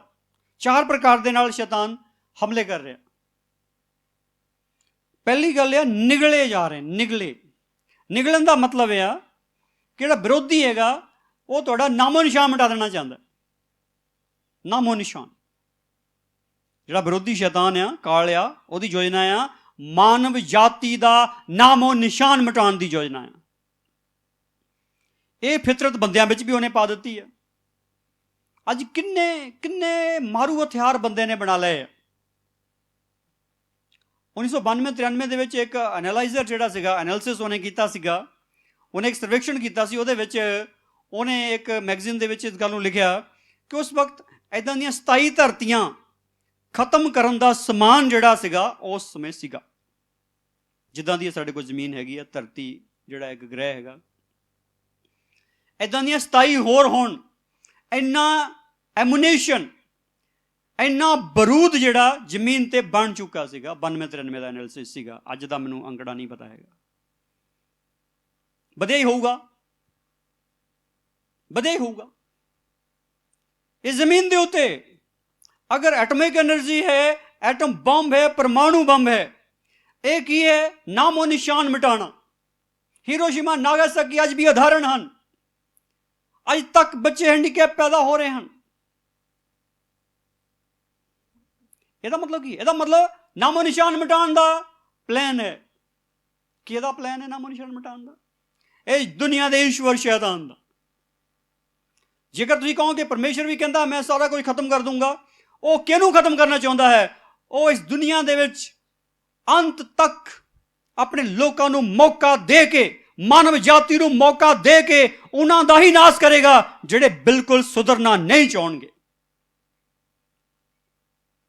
ਨਜਾਇਜ਼ ਨਾਸ਼ ਕਿਸੇ ਦਾ ਨਹੀਂ ਹੋਏਗਾ। ਬਹੁਤ ਸਾਰੇ ਸਿਫਾਰਸ਼ੀ ਬਚ ਜਾਣੇ ਆ ਇੱਥੇ, ਇਸ ਕਿਆਮਤ ਦੇ ਵਿੱਚ ਬਹੁਤ ਸਾਰੇ ਸਿਫਾਰਸ਼ੀ ਬਚਣੇ ਆ। ਇਸੇ ਕਰਕੇ ਹੀ 1000 ਸਾਲ ਬਾਅਦ ਸ਼ੈਤਾਨ ਨੂੰ ਫਿਰ ਛੱਡਿਆ ਜਾਣਾ। ਇਸੇ ਕਰਕੇ ਛੱਡਿਆ ਜਾਣਾ, ਮੈਨੂੰ ਤਾਂ ਇਹੀ ਸਮਝ ਲੱਗਦੀ ਹੈ, ਇਸੇ ਕਰਕੇ ਛੱਡਿਆ ਜਾਣਾ। ਇਹਨਾਂ ਦੀ ਫਿਰ ਕੱਲ੍ਹ ਹੀ ਪਰਖ ਕਰਨੀ ਹੈ। ਜਦੋਂ ਪਰਮੇਸ਼ਰ ਨੂੰ ਪੁੱਛਦੇ ਪਰਮੇਸ਼ਰ ਇਹਨਾਂ ਦੀ ਪਰਖ ਕਰਕੇ ਤੂੰ ਲਿਜਾਣੇ, ਫਿਰ ਕੱਲ੍ਹ ਹੀ ਪਰਖ ਕਰਨੀ ਹੈ, ਤੈਨੂੰ ਇਹਨਾਂ 'ਤੇ ਵਿਸ਼ਵਾਸ ਨਹੀਂ ਹੈਗਾ। ਉਹ ਤਾਂ ਇਹ ਕਹਿੰਦਾ ਕਿ ਕਈ ਸਿਫਾਰਸ਼ੀ ਪਾਸ ਹੋਣੇ ਆ ਅਤੇ ਸਿਫਾਰਸ਼ੀਆਂ ਦੀ ਮੈਂ ਫਿਰ ਪਰਖ ਕਰਨੀ ਹੋ ਜਾਣੇ ਕਈ ਸਿਫਾਰਸ਼ੀ ਪਾਸ। ਪਰ ਗੱਲ ਸੁਣ ਲਓ, ਛਾਣਨਾ ਫਿਰ ਲੱਗਣਾ। ਤਾਂ ਜੇ ਛਾਣਨਾ ਲੱਗਣਾ ਹੀ ਆ, ਜੇ ਬਰੀਕ ਛੇਕ ਵਿੱਚ ਦੀ ਹੀ ਲੰਘਣਾ ਪੈਣਾ ਤੇ ਹੁਣੇ ਲੰਘ ਜਾਓ ਬੰਦੇ ਬਣ ਕੇ, ਹੋਰ ਕੀ ਉਡੀਕਦੇ। ਪਰ ਕਈਆਂ ਨੇ ਮੰਨਣਾ ਨਹੀਂ। ਕਿਉਂ ਨਹੀਂ ਮੰਨਣਾ? ਕਿਉਂਕਿ ਜਿਹੜਾ ਲੂਸੀਫਰ ਉਹਦੇ ਨਾਲ ਦੇ ਦੂਤ ਨਹੀਂ ਮੰਨ ਰਹੇ, ਉਹਨਾਂ ਨੇ ਰੱਬ ਨੂੰ ਸਾਹਮਣੇ ਦੇਖ ਕੇ ਕਿਹਾ ਸੀ ਤੈਨੂੰ ਨਹੀਂ ਮੰਨਦੇ ਕਿ ਕਰ ਲਾ ਜਦੋਂ ਕਰਨਾ। ਸਾਹਮਣੇ ਦੇਖਿਆ ਪਰਮੇਸ਼ਰ ਨੇ ਉਹਨਾਂ ਨੇ ਪਰਮੇਸ਼ਰ ਨੂੰ ਸਾਹਮਣੇ ਦੇਖਿਆ, ਉਹਨੇ ਕਿਹਾ ਤੈਨੂੰ ਨਹੀਂ ਮੰਨਣਾ, ਤੂੰ ਕਰ ਲਾ ਜੋ ਕਰਨਾ। ਔਰ ਅੱਜ ਜਿਹੜੇ ਉਹਦੇ ਅਨੁਯਾਈ ਆ, ਜਿਨ੍ਹਾਂ ਵਿੱਚ ਠੀਕ ਉਹਦੀ ਸਪਿਰਿਟ ਆ, ਠੀਕ ਉਹਦੇ ਵਰਗੇ ਆ, ਉਹ ਸੱਚ ਨੂੰ ਦੇਖ ਕੇ ਵੀ ਨਹੀਂ ਮੰਨਦੇ ਹੈਗੇ। ਨਹੀਂ ਮੰਨਣਾ, ਕਹਿੰਦੇ ਕਰ ਲਓ ਜੋ ਮਰਜ਼ੀ, ਅਸੀਂ ਨਹੀਂ ਮੰਨਣਾ, ਬਸ ਮੈਂ ਨਾ ਮਾਨੂੰ। ਇਹ ਕਹਾਣੀ ਉਹਨਾਂ ਦੀ, ਇਹ ਕਹਾਵਤ ਆ ਉਹਨਾਂ ਦੇ ਅੰਦਰ। ਅੱਜ ਹੁਣ ਗੱਲ ਕਿੱਥੇ ਹੈ? ਉਹਦਾ ਨਿਸ਼ਾਨਾ ਜਿਹੜਾ ਹੋਇਆ ਮਨਸੂਬਾ ਨਿਗਲਣਾ ਆ। ਜਿੱਦਾਂ ਕੁਛ ਪ੍ਰਜਾਤੀਆਂ ਜ਼ਮੀਨ ਦੇ ਉੱਤੇ ਇੱਦਾਂ ਦੀਆਂ ਜੀਵਾਂ ਦੀਆਂ ਜਿਹੜੀਆਂ ਆਪਣੇ ਸਮਾਨ ਨੂੰ, ਆਪਣੀ ਖਾਣੇ ਨੂੰ ਚਬਾ ਕੇ ਖਾਂਦੀਆਂ ਆ, ਔਰ ਕੁਛ ਜਿਹੜੀਆਂ ਹੈਗੀਆਂ ਪ੍ਰਜਾਤੀਆਂ ਉਹ ਆਪਣੇ ਖਾਣੇ ਨੂੰ ਨਿਗਲਦੀਆਂ। ਜਿਹੜੀਆਂ ਪ੍ਰਜਾਤੀਆਂ ਆਪਣੇ ਖਾਣੇ ਨੂੰ ਨਿਗਲਦੀਆਂ, ਮਿਸਾਲ ਦੇ ਉੱਤੇ ਸੱਪ ਆ ਜਾਂ ਮਗਰਮੱਛ ਆ ਜਾਂ ਕਿਰਲੀ ਆ ਜਾਂ ਡੱਡੂ, ਜਿਹੜੇ ਆਪਣੇ ਖਾਣੇ ਨੂੰ ਸਿਰਫ ਇੱਦਾਂ ਮੂੰਹ 'ਚ ਪਾਉਂਦੇ ਆ, ਸਾਬਤਾ ਹੀ ਅੰਦਰ ਲੈ ਜਾਂਦੇ, ਕੋਈ ਵਿਸ਼ੇਸ਼ ਬਾਹਰ ਨਹੀਂ ਕੱਢਦੇ ਹੈਗੇ। ਜਿਹੜਾ ਵਿਰੋਧੀ ਆ ਉਹਦਾ ਨਿਸ਼ਾਨਾ ਆ ਮਾਨਵ ਜਾਤੀ ਨੂੰ ਪੂਰਾ ਨਿਗਲਣਾ। ਪਰ ਪ੍ਰਭੂ ਦਾ ਧੰਨਵਾਦ ਹੈ, ਪ੍ਰਭੂ ਕਹਿੰਦਾ ਉਹ ਸਾਰੇ ਜਿਹੜੇ ਤੈਨੂੰ ਨਿਗਲਦੇ ਆ ਉਹ ਆਪ ਨਿਗਲੇ ਜਾਊਗੇ। ਅਗਰ ਤੁਹਾਡਾ ਨਾਮੋ ਨਿਸ਼ਾਨ ਮਿਟਾਉਣ ਦੀ ਕਿਸੇ ਨੇ ਯੋਜਨਾ ਬਣਾਈ ਹੈ ਨਾ, ਤੇ ਉਹ ਵਿਰੋਧੀ ਸ਼ੈਤਾਨ ਆ, ਕਾਲਿਆ। ਉਹਦੇ ਪ੍ਰਭਾਵ ਦੇ ਅਧੀਨ ਜੇ ਕੋਈ ਬੰਦਾ ਆ ਤੇ ਉਹ ਉਹਦੇ ਨਾਲ ਰਲਿਆ ਹੋਊਗਾ। ਹੁਣ ਗੱਲ ਕਿੱਥੇ? ਹੁਣ ਗੱਲ ਇਹ ਆ, ਤੁਹਾਡਾ ਪ੍ਰਭੂ ਕਹਿੰਦਾ ਜਿਹੜਾ ਤੁਹਾਨੂੰ ਨਿਗਲਦਾ ਆ ਉਹ ਖੁਦ ਨਿਗਲਿਆ ਜਾਊਗਾ। ਅਗਲੀ ਗੱਲ ਇਹ ਆ, ਜਿਹੜਾ ਤੇਰਾ ਵਿਰੋਧੀ ਆ, ਜਿਹੜਾ ਤੇਰਾ ਵਿਰੋਧ ਕਰਦਾ ਨਜਾਇਜ਼, ਤੂੰ ਸਹੀ ਆ ਫਿਰ ਵੀ ਤੇਰਾ ਵਿਰੋਧ ਕਰਦਾ, ਉਹ ਅਸੀਰੀ ਵਿੱਚ ਜਾਊ। ਅਸੀਰੀ ਦਾ ਮਤਲਬ ਗੁਲਾਮੀ ਭਾਵ ਉਹ ਸਦਾ ਲਈ, ਜਿੱਥੇ ਇਹ ਜਿਹੜੇ ਦੁਸ਼ਟਾਤਮੇ ਗੁਲਾਮ ਹੋਣੇ ਆ, ਜੇਕਰ ਕੋਈ ਇਨਸਾਨ ਵੀ ਉਹਨਾਂ ਨਾਲ ਰਲਿਆ ਹੋਇਆ ਉਹ ਵੀ ਉੱਥੇ ਗੁਲਾਮ ਹੋਊਗਾ, ਉਹ ਵੀ ਉੱਥੇ ਬੰਧਨ ਵਿੱਚ ਰਹੂਗਾ। ਜਿਹੜੇ ਤੈਨੂੰ ਲੁੱਟਦੇ ਹੋ ਆਪ ਲੁੱਟੇ ਜਾਣਗੇ। ਬਹੁਤ ਸਾਰੇ ਲੁੱਟੀ ਜਾਂਦੇ ਆ। ਚੰਗਾ ਭਲਾ ਬੰਦਾ ਸਾਈਕਲ ਤੇ ਮੋਟਰਸਾਈਕਲ ਤੇ ਜਾ ਰਿਹਾ, ਆਪਣੀ ਦਿਹਾੜੀ ਕਰਕੇ ਆਇਆ, ਉਹਦੀ ਜੇਬ ਦੇ ਵਿੱਚ 500 ਰੁਪਈਆ, ਅੱਜ ਦੀ ਦਿਹਾੜੀ 500 ਮਿਲੀ, ਉਹੀ ਉਹਦੀ ਜੇਬ ਵਿੱਚ। ਉਹ ਜਿਹੜੇ ਸਾਰਾ ਦਿਨ ਤੁਰੇ ਫਿਰਦੇ ਰਹੇ ਮੁਸ਼ਟੰਡੇ, ਲਿਆ ਕੇ ਧੌਣ 'ਤੇ ਰੱਖ ਦਿੰਦੇ ਆ ਸ਼ੁਰਾ, ਲਿਆ ਜਿੰਨੇ ਹੈਗੇ, ਉਹ ਵਿਚਾਰਾ 500 ਰੁਪਈਆ ਕੱਢ ਕੇ ਫੜਾ ਦਿੰਦਾ। ਹੋਰ ਹੈ ਹੀ ਨਹੀਂ ਸੀ, ਜਿੰਨੇ ਸੀਗੇ ਉਹਨੇ ਲੈ ਗਏ। ਫਿਰ ਕਹਿੰਦੇ ਹੋਰ ਦੱਸ ਕੀ ਹੈ, ਉਹਦੇ ਕੋਲ ਮੋਬਾਈਲ ਫੋਨ ਉਹ ਵੀ ਦੇ ਦਿੰਦਾ। ਮਤਲਬ ਇਹ ਆ, ਜਾਣ ਲੱਗੇ ਉਹਨੂੰ ਕੁੱਟ ਕੇ ਫਿਰ ਚੱਲ ਜਾਂਦੇ। ਇਹ ਲੋਕ ਕੌਣ ਆ? ਇਹਨਾਂ ਲੋਕਾਂ ਨੂੰ ਕਿਹਨੇ ਅਧਿਕਾਰ ਦਿੱਤਾ ਤੁਸੀਂ ਲੁੱਟੋ ਲੋਕਾਂ ਨੂੰ? ਅੱਜ ਗੱਲ ਬੜੀ ਸਪਸ਼ਟ ਰੂਪ ਵਿੱਚ ਇਹ ਆ, ਪ੍ਰਭੂ ਕਹਿੰਦਾ ਜਿਹੜੇ ਤੈਨੂੰ ਲੁੱਟਦੇ ਆ ਮੈਂ ਲੁੱਟੂ, ਉਹ ਲੁੱਟੇ ਜਾਊਗੇ। ਕਹਿੰਦਾ ਕਿਉਂਕਿ ਖੁਦਾ ਨੇ ਆਪਣੇ ਲੋਕਾਂ ਦਾ ਬਦਲਾ ਤਾਂ ਇੱਕ ਦਿਨ ਲੈਣਾ ਹੀ ਹੈ। ਜਿਨ੍ਹਾਂ ਦਾ ਗਊ ਗਰੀਬ ਦਾ ਕੋਈ ਨਹੀਂ, ਜਿਨ੍ਹਾਂ ਦੀ ਮਦਦ ਕਰਨ ਵਾਲਾ ਕੋਈ, ਜਿਨ੍ਹਾਂ ਦੀ ਬਾਂਹ ਫੜਨ ਵਾਲਾ ਕੋਈ ਨਹੀਂ, ਉਹਨਾਂ ਦੀ ਬਾਂਹ ਫੜਨ ਵਾਲਾ ਇੱਕ ਹੈਗਾ, ਉਹ ਪਰਮੇਸ਼ਵਰ ਆ। ਜਦੋਂ ਉਹਨੇ ਬਾਂਹ ਫੜਨੀ ਆ, ਉਹਨੇ ਦੱਸ ਦੇਣਾ ਦੁਨੀਆ ਨੂੰ ਮੈਂ ਕੀ ਕਰਨ ਵਾਲਾ ਹਾਂ। ਔਰ ਧੰਨਵਾਦ ਆ, ਉਹਨੇ ਪ੍ਰਭੂ ਯਿਸੂ ਮਸੀਹ ਦੇ ਵਸੀਲੇ ਨਾਲ ਪਿਆਰ ਇੰਨਾ ਕੀਤਾ ਕਿ ਉਹ ਸਾਡੇ ਲਈ ਜਾਨ ਦੇ ਗਿਆ। ਤੇ ਹੁਣ ਗੱਲ ਸੁਣ ਲਓ, ਉਹ ਸਾਨੂੰ ਮਰਨ ਨਹੀਂ ਦਊਗਾ, ਉਹ ਸਾਨੂੰ ਜਿੰਦਾ ਰੱਖੂਗਾ, ਉਹ ਸਾਡਾ ਬਦਲਾ ਜ਼ਰੂਰ ਲਊਗਾ, ਕਿਉਂਕਿ ਉਹ ਵਾਅਦੇ ਵਿੱਚ ਆ। ਔਰ ਅਗਲੀ ਗੱਲ ਜਿਹੜੀ ਹੈ, ਜਿਹੜੇ ਤੈਨੂੰ ਸ਼ਿਕਾਰ ਬਣਾਉਂਦੇ, ਮੈਨੂੰ ਸ਼ਿਕਾਰ ਬਣਾਊਂਗਾ। ਕਿ ਇੱਦਾਂ ਦੇ ਬੰਦੇ ਜਿਹੜੇ ਚੰਗੇ ਬੰਦਿਆਂ ਨੂੰ ਸ਼ਿਕਾਰ ਬਣਾਉਂਦੇ, ਮਗਰ ਪਏ ਆ ਵੀ ਇਹਦਾ ਨਾਸ਼ ਕਰਕੇ ਹੀ ਹਟਣਾ। ਚੰਗਾ ਭਲਾ ਬੰਦਾ ਨਸ਼ਾ ਨਹੀਂ ਕਰਦਾ, ਮਗਰ ਪਏ ਨਸ਼ੇ 'ਚ ਲਾ ਕੇ ਹਟਣਾ। ਗੰਦਮੰਦ ਨਹੀਂ, ਗਲਤ ਕੰਮ ਨਹੀਂ ਕਰਦਾ, ਹਰਾਮਕਾਰੀ 'ਚ ਨਹੀਂ ਪਿਆ, ਮਗਰ ਪਏ ਇਹਨੂੰ ਹਰਾਮਕਾਰੀ 'ਚ ਪਾ ਕੇ ਹਟਣਾ। ਹੋਰ ਗਲਤ ਕੰਮ ਨਹੀਂ ਕਰਦਾ, ਗੈਂਗਸਟਰਾਂ ਵਾਲੇ ਮਗਰ ਪਏ ਵੀ ਇਹਨੂੰ ਵੀ ਅਸੀਂ ਆਪਣੇ ਨਾਲ ਰਲਾ ਕੇ ਹਟਣਾ। ਕੋਈ ਸ਼ਰਾਬੀ ਕਹਿੰਦਾ ਸਾਰੇ ਸ਼ਰਾਬੀ ਹੋ ਜਾਣ, ਜੁਹਾਰੀ ਕਹਿੰਦਾ ਸਾਰੇ ਜੁਹਾਰੀ ਬਣ ਜਾਣ, ਜਿਹੜੇ ਹੋਰ ਗਲਤ ਕੰਮ ਕਰਨ ਵਾਲੇ ਬੰਦੇ ਸਾਰੇ ਸਾਡੇ ਵਰਗੇ ਬਣ ਜਾਣ। ਪਰ ਪਰਮੇਸ਼ਵਰ ਕਹਿੰਦਾ ਸਾਰੇ ਮੇਰੇ ਵਰਗੇ ਬਣ ਜਾਓ। ਔਰ ਪ੍ਰਭੂ ਯਿਸੂ ਮਸੀਹ ਦਾ ਧੰਨਵਾਦ ਆ, ਉਹਨੇ ਪਰਮੇਸ਼ਵਰ ਵਰਗੇ ਬਣਾਉਣ ਦੇ ਲਈ ਸਾਨੂੰ ਉਹ ਸਾਡੇ ਵਰਗਾ ਬਣ ਕੇ ਮਾਨਵ ਜਾਤੀ ਦਾ ਚੋਲਾ ਪਾ ਕੇ, ਮਾਨਵ ਦਾ ਚੋਲਾ ਪਾ ਕੇ ਜ਼ਮੀਨ ਤੇ ਆ ਗਿਆ ਔਰ ਸਾਡੀ ਜਗ੍ਹਾ ਤੇ ਉਹਨੇ ਆ ਕੇ ਸਾਰਾ ਦੁੱਖ ਝੱਲਿਆ, ਤਾਂ ਕਿ ਸਾਡੇ ਖਿਲਾਫ ਜਿਹੜੇ ਚਾਰੇ ਹਮਲੇ ਆ ਇਹਨਾਂ ਦੇ ਉੱਤੋਂ ਇਹਨਾਂ ਨੂੰ ਸਾਡੇ ਤੋਂ ਤੋੜ ਸਕੇ ਔਰ ਜਿਹੜੇ ਵਿਰੋਧੀਆਂ ਨੂੰ ਮੂੰਹ ਤੋੜ ਜਵਾਬ ਦੇ ਸਕੇ। ਔਰ ਪ੍ਰਭੂ ਦਾ ਧੰਨਵਾਦ ਆ, ਨਿਗਲਣ ਵਾਲਾ ਨਿਗਲਿਆ ਜਾਊਗਾ, ਵਿਰੋਧ ਵਿੱਚ ਜਾਣ ਵਾਲਾ ਉਹ ਆਪ ਗੁਲਾਮੀ ਵਿੱਚ ਜਾਊਗਾ, ਲੁੱਟਣ ਵਾਲਾ ਆਪ ਲੁੱਟਿਆ ਜਾਊਗਾ, ਸ਼ਿਕਾਰ ਬਣਾਉਣ ਵਾਲੇ ਦਾ ਪ੍ਰਭੂ ਸ਼ਿਕਾਰ ਬਣਾ ਦਊਗਾ। ਇਹ ਪ੍ਰਭੂ ਤੁਹਾਡਾ ਪ੍ਰਭੂ ਇੱਦਾਂ ਹੀ ਬੋਲਦਾ ਤੁਹਾਡੇ ਨਾਲ, ਇਹੀ ਬਹਾਲੀ ਹੈ। ਕਿਉਂਕਿ ਜਿਹੜੀ ਤਲਵਾਰ ਆ ਇੱਕ ਦਿਨ ਤਾਂ ਵਿੱਚ ਕੰਮ ਕਰਦੀ ਹੈ, ਸਾਨੂੰ ਬੰਦੇ ਬਣਾਉਂਦੀ ਹੈ, ਸਾਡੇ ਪੂਰੀਆਂ ਜੁੱਤੀਆਂ ਪੈਂਦੀਆਂ, ਅੰਦਰ ਪਾੜ ਚੀੜ ਹੁੰਦੀ, ਪੂਰੀ ਆਪਰੇਸ਼ਨ ਹੁੰਦੇ, ਅੰਦਰੋਂ ਗਲਤ ਚੀਜ਼ਾਂ ਕੱਢ ਕੇ ਬਾਹਰ ਛੱਡਦਾ ਹੈ। ਫਿਰ ਕੀ ਹੁੰਦਾ? ਫਿਰ ਉਹ ਦੂਜਿਆਂ 'ਤੇ ਵੀ ਨਿਆਏ ਬੋਲਦੀ ਹੈ, ਅੰਦਰੋਂ ਹੀ ਬੋਲਦੀ ਹੈ। ਇਹ ਗੱਲ ਇੱਦਾਂ ਹੀ, ਔਰ ਇਹ ਗੱਲ ਇੱਦਾਂ ਹੀ ਆ ਯਿਸੂ ਦੇ ਨਾਮ ਵਿੱਚ। ਧੰਨਵਾਦ ਆ ਪ੍ਰਭੂ ਦਾ ਵਚਨ ਦੱਸਦਾ, ਤੁਹਾਨੂੰ ਪਤਾ ਨਹੀਂ ਤੁਸੀਂ ਦੂਤਾਂ ਦਾ ਨਿਆਂ ਕਰਨਾ। ਪ੍ਰਭੂ ਦਾ ਧੰਨਵਾਦ ਆ, ਪ੍ਰਭੂ ਨੇ ਕਿਹਾ ਜੋ ਤੁਸੀਂ ਜ਼ਮੀਨ ਤੇ ਬੰਦ ਦੋਗੇ ਮੈਂ ਅਸਮਾਨ ਤੇ ਬੰਦ ਦੂੰਗਾ, ਜੋ ਜ਼ਮੀਨ ਤੇ ਖੋਲ ਦੂੰਗੇ ਅਸਮਾਨ 'ਚ ਖੁੱਲ ਜਾਊਗਾ। ਇਹਦਾ ਮਤਲਬ ਜੋ ਮੂੰਹ ਤੋਂ ਬੋਲ ਦੂੰਗੇ ਪ੍ਰਭੂ ਕਹਿੰਦਾ ਪੂਰਾ ਹੋ ਜਾਊਗਾ। ਪ੍ਰਭੂ ਦਾ ਧੰਨਵਾਦ ਹੈ, ਪ੍ਰਭੂ ਇੱਦਾਂ ਹੀ ਕਰਦਾ ਹੈ। ਔਰ ਅਗਲੀ ਗੱਲ ਆ, ਕਿਉਂ ਜੋ ਮੈਂ ਤੁਹਾਨੂੰ ਨਿਰਵਾਹ ਕਰਾਂਗਾ, ਮੈਂ ਤੇਰੇ ਫੱਟਾਂ ਨੂੰ ਵੱਲ ਕਰਾਂਗਾ, ਯਹੋਵਾ ਦਾ ਵਾਕ ਹੈ। ਉਹਨੇ ਤੈਨੂੰ ਜੋ ਅਛੂਤ ਆਖਿਆ ਹੈ, ਇਹ ਸਿਯੋਨ ਹੈ ਜਿਹਦੀ ਕੋਈ ਪਰਵਾਹ ਨਹੀਂ ਕਰਦਾ। ਪ੍ਰਭੂ ਕਹਿੰਦਾ ਮੈਂ ਤੈਨੂੰ ਨਿਰਵਾਹ ਕਰੂੰਗਾ, ਮੈਂ ਤੈਨੂੰ ਨਿਰਵਾਹ ਕਰੂੰਗਾ। ਇੱਕ ਇਸੇ ਅਧਿਆਇ ਦੇ 12 ਵਚਨ 'ਚ ਇੱਕ ਸ਼ਬਦ ਹੈ, ਇਸੇ ਅਧਿਆਇ 30 ਦੇ 12 ਵਚਨ 'ਚ ਯਹੋਵਾ ਤਿਉਂ ਫਰਮਾਉਂਦਾ ਹੈ, ਤੇਰਾ ਘਾਓ ਅਸਾਧ ਹੈ, ਤੇਰਾ ਫੱਟ ਸਖਤ ਹੈ। ਇੱਕ ਉਹ ਵੀ ਹੈ, ਤੇਰਾ ਕੋਈ ਦਰਦ ਹੀ ਨਹੀਂ ਭਈ ਤੇਰੇ ਪੱਟੀ ਬੰਨੇ, ਤੇਰੇ ਲਈ ਕੋਈ ਦਵਾ ਦਾਰੂ ਨਹੀਂ। ਤੇਰੇ ਸਾਰੇ ਪ੍ਰੇਮੀ ਤੈਨੂੰ ਭੁੱਲ ਗਏ, ਉਹ ਤੇਰੀ ਭਾਲ ਨਹੀਂ ਕਰਦੇ, ਕਿਉਂ ਜੋ ਮੈਂ ਤੈਨੂੰ ਬੈਰੀ ਦੀ ਮਾਰ ਮਾਰੀ, ਬੇਤਰਸ ਬੈਰੀ ਦੀ ਸਜ਼ਾ ਨਾਲ। ਤੇਰੀ ਬਦੀ ਜੋ ਵੱਧ ਗਈ ਸੀ, ਤੇਰੇ ਪਾਪ ਜੋ ਬਹੁਤੇ ਹੋ ਗਏ ਸਨ। ਇੱਕ ਉਹ ਵੀ ਆ ਜਿਹੜਾ ਪ੍ਰਭੂ ਦੁਸ਼ਟ ਦੇ ਬਾਰੇ ਬੋਲ ਰਿਹਾ, ਕਹਿੰਦਾ ਤੇਰੇ ਫੱਟ ਨੂੰ ਆਰਾਮ ਨਹੀਂ ਆਉਣਾ, ਤੇਰਾ ਫੱਟ ਨਹੀਂ ਚੰਗਾ ਹੋਣਾ, ਤੇਰਾ ਫੱਟ ਚੰਗਾ ਨਹੀਂ ਹੋਣਾ। ਇਹ ਅਸਾਧ ਆ, ਅਸਾਧ ਦਾ ਮਤਲਬ ਅਨਟ੍ਰੀਟਮੈਂਟੇਬਲ ਆ। ਇਹਦਾ ਟ੍ਰੀਟਮੈਂਟ ਨਹੀਂ ਹੋਣਾ, ਇਹਦਾ ਇਲਾਜ ਨਹੀਂ ਹੋਣਾ, ਇਹਦਾ ਇਲਾਜ ਨਹੀਂ ਹੋਣਾ, ਇਹਦਾ ਉਪਾਅ ਕੋਈ ਨਹੀਂ। ਤੇਰਾ ਫੱਟ ਬੜਾ ਸਖਤ ਆ, ਇਹ ਘੁੱਟਣ ਨਾਲ ਵੀ ਇਹ 'ਚੋਂ ਕੁਛ ਨਹੀਂ ਨਿਕਲਦਾ ਹੈ, ਦੱਬਣ ਨਾਲ ਵੀ ਕੁਛ ਨਹੀਂ ਨਿਕਲਦਾ ਹੈ, ਤੇਰਾ ਕੋਈ ਦਵਾ ਦਾਰੂ ਨਹੀਂ ਹੋਣਾ ਕਹਿੰਦਾ। ਪਰ ਪ੍ਰਭੂ ਆਪਣੇ ਲੋਕਾਂ ਨੂੰ ਕਹਿੰਦਾ ਤੇਰੇ ਜ਼ਖਮਾਂ ਨੂੰ ਮੈਂ ਚੰਗਾ ਕਰੂੰਗਾ। ਪ੍ਰਭੂ ਕਹਿੰਦਾ ਅੱਜ ਜਿੰਨੇ ਮਰੀ ਜ਼ਖਮ ਤੁਹਾਡੇ ਦੇ ਦਿੱਤੇ ਦੁਨੀਆ ਨੇ, ਜ਼ਮਾਨੇ ਨੇ, ਸ਼ੈਤਾਨ ਨੇ, ਪਰ ਇਹ ਗੱਲ ਸੁਣ ਲਓ, ਤੁਹਾਡਾ ਪ੍ਰਭੂ ਕਹਿੰਦਾ ਤੁਹਾਡੇ ਜ਼ਖਮਾਂ ਨੂੰ ਮੈਂ ਚੰਗਾ ਕਰੂੰਗਾ। ਤੁਹਾਨੂੰ ਕਹਿੰਦਾ ਲੋਕਾਂ ਨੇ ਕਿਹਾ ਸੀ ਅਛੂਤ ਆ ਤੁਸੀਂ। ਅੱਜ ਕਈ ਭੈਣਾਂ ਕੋਲ ਬੱਚੇ ਨਹੀਂ ਹੈਗੇ, ਕੁਝ ਸਮਾਂ ਹੋ ਗਿਆ ਵਿਆਹਾਂ ਨੂੰ, ਤੇ ਬੱਚਿਆਂ ਵਾਲੇ ਉਹਨਾਂ ਨੂੰ ਲਾਗੇ ਨਹੀਂ ਆਉਣ ਦਿੰਦੇ। ਕਈਆਂ ਨੂੰ ਕਹਿੰਦੇ ਨੂੰ ਤਾਂ ਕਸਰ ਹੈ, ਇਹਨੂੰ ਆਪਣੇ ਘਰ ਨਾ ਵੜਨ ਦਿਓ। ਬੰਦੇ ਦਾ ਕੀ ਕਸੂਰ ਹੈ? ਪਰ ਉਹਨਾਂ ਗੈਰ ਮਨੁੱਖੀ ਵਿਵਹਾਰ ਕੀਤਾ ਜਾ ਰਿਹਾ, ਉਹਨੂੰ ਦੂਰ ਦੂਰ ਰੱਖਿਆ ਜਾ ਰਿਹਾ। ਪ੍ਰਭੂ ਕਹਿੰਦਾ ਤੈਨੂੰ ਇਹਨੂੰ ਅਛੂਤ ਕਿਹਾ। ਕਈਆਂ ਨੇ ਜਾਤੀ ਆਧਾਰ ਤੇ ਅਨਟੱਚੇਬਿਲਿਟੀ ਪੈਦਾ ਕੀਤੀ, ਕਈਆਂ ਨੇ ਜਾਤੀ ਆਧਾਰ ਤੇ ਛੂਆਛਾਤ ਪੈਦਾ ਕੀਤੀ। ਪ੍ਰਭੂ ਦਾ ਧੰਨਵਾਦ ਆ, ਪ੍ਰਭੂ ਸਾਡੇ ਮੁਲਕ ਦੇ ਵਿੱਚ ਬਹਾਲੀ ਲੈ ਕੇ ਆਇਆ। ਸਾਡੇ ਮੁਲਕ 'ਚ ਬੜੀ ਛੂਆਛਾਤ ਸੀ, ਪ੍ਰਭੂ ਦਾ ਧੰਨਵਾਦ ਆ, ਸਾਡੇ ਮੁਲਕ ਭਾਰਤ ਦੀ ਵੀ ਖੁਦਾ ਨੇ ਸਾਰ ਲਈ, ਇੱਥੋਂ ਵੀ ਛੂਆਛਾਤ ਨੂੰ ਖਤਮ ਕੀਤਾ। ਅਜੇ ਵੀ ਇੱਕ ਹੱਦ ਤੱਕ ਪਾਈ ਜਾਂਦੀ ਹੈ, ਪਰ ਅਸੀਂ ਵਿਸ਼ਵਾਸ ਕਰਦੇ ਨਹੀਂ ਰਹਿਣੀ ਹੈਗੀ ਹੈ, ਕਿਉਂਕਿ ਸਾਡਾ ਪਰਮੇਸ਼ਰ ਸਾਡੇ ਨਾਲ ਵਾਅਦਾ ਕਰਦਾ, ਜਿਨ੍ਹਾਂ ਨੇ ਤੈਨੂੰ ਅਛੂਤ ਕਿਹਾ ਹੈ ਨਾ, ਜਿਨ੍ਹਾਂ ਨੇ ਤੇਰੀ ਪਰਵਾਹ ਨਹੀਂ ਕੀਤੀ, ਕਹਿੰਦਾ ਮੈਂ ਜ਼ਰੂਰ ਉਹਨਾਂ ਨਾਲ ਗੱਲ ਕਰੂੰਗਾ। ਇਹ ਗੱਲ ਕਰਨੀ ਆ ਉਹਨੇ।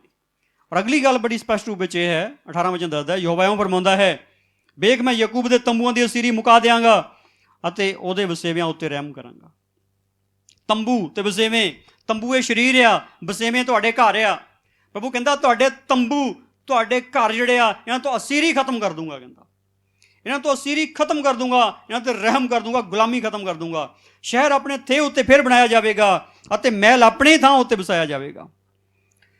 ਜਿੱਥੇ ਸ਼ਹਿਰ ਸੀਗਾ ਨਹੀਂ ਰਿਹਾ, ਟੁੱਟ ਗਿਆ, ਟੱਟ ਗਿਆ, ਪ੍ਰਭੂ ਕਹਿੰਦਾ ਉੱਥੇ ਫਿਰ ਸ਼ਹਿਰ ਬਣੂਗਾ। ਜਿੱਥੇ ਮਹਿਲ ਸੀਗਾ ਉਜੜਿਆ ਗਿਆ, ਫਿਰ ਉੱਥੇ ਮਹਿਲ ਬਣੂਗਾ। ਉਹਨਾਂ ਵਿੱਚੋਂ ਧੰਨਵਾਦ ਤੇ ਹੱਸਣ ਵਾਲਿਆਂ ਦੀ ਆਵਾਜ਼ ਨਿਕਲੇਗੀ। ਮੈਂ ਉਹਨਾਂ ਨੂੰ ਵਧਾਵਾਂਗਾ ਤੇ ਉਹ ਘਟਣਗੇ ਨਹੀਂ, ਮੈਂ ਉਹਨਾਂ ਨੂੰ ਪਤਵੰਤੇ ਕਰਾਂਗਾ, ਉਹ ਛੋਟੇ ਨਾ ਹੋਣਗੇ। ਕਿੰਨੀ ਦੇਰ ਤੱਕ ਰੋਣੇ ਦੀਆਂ ਆਵਾਜ਼ਾਂ ਆਉਂਦੀਆਂ ਰਹੀਆਂ, ਚਿਲਾਉਣੇ ਦੀਆਂ ਆਵਾਜ਼ਾਂ ਆਉਂਦੀਆਂ ਰਹੀਆਂ, ਲੜਾਈ ਦੀਆਂ ਆਵਾਜ਼ਾਂ ਆਉਂਦੀਆਂ ਰਹੀਆਂ, ਕਲੇਸ਼ ਦੀਆਂ ਆਵਾਜ਼ਾਂ ਆਉਂਦੀਆਂ ਰਹੀਆਂ, ਹਾਏ ਹਾਏ ਦੀਆਂ ਆਵਾਜ਼ਾਂ ਆਉਂਦੀਆਂ ਰਹੀਆਂ, ਹੌਲ ਹੌਂਕਿਆਂ ਦੀਆਂ ਆਵਾਜ਼ਾਂ ਆਉਂਦੀਆਂ ਰਹੀਆਂ। ਪਰ ਹੁਣ ਪ੍ਰਭੂ ਕਹਿੰਦਾ ਧੰਨਵਾਦ ਤੇ ਹੱਸਣ ਦੀਆਂ ਆਵਾਜ਼ਾਂ ਤੁਹਾਡੇ ਘਰਾਂ 'ਚ ਆਊਗੀਆਂ। ਬਹੁਤ ਦੇਰ ਤੱਕ ਪਰਿਵਾਰ ਦੇ ਮੈਂਬਰ ਘਟਦੇ ਰਹੇ, ਪਰ ਪ੍ਰਭੂ ਕਹਿੰਦਾ ਹੁਣ ਵਧਣਗੇ। ਬਹੁਤ ਸਾਰੇ ਸਮੇਂ ਤੱਕ ਬੇਇੱਜ਼ਤੀਆਂ ਹੁੰਦੀਆਂ ਰਹੀਆਂ, ਪਰ ਪ੍ਰਭੂ ਕਹਿੰਦਾ ਹੁਣ ਇੱਜ਼ਤਾਂ ਬਣਨਗੀਆਂ।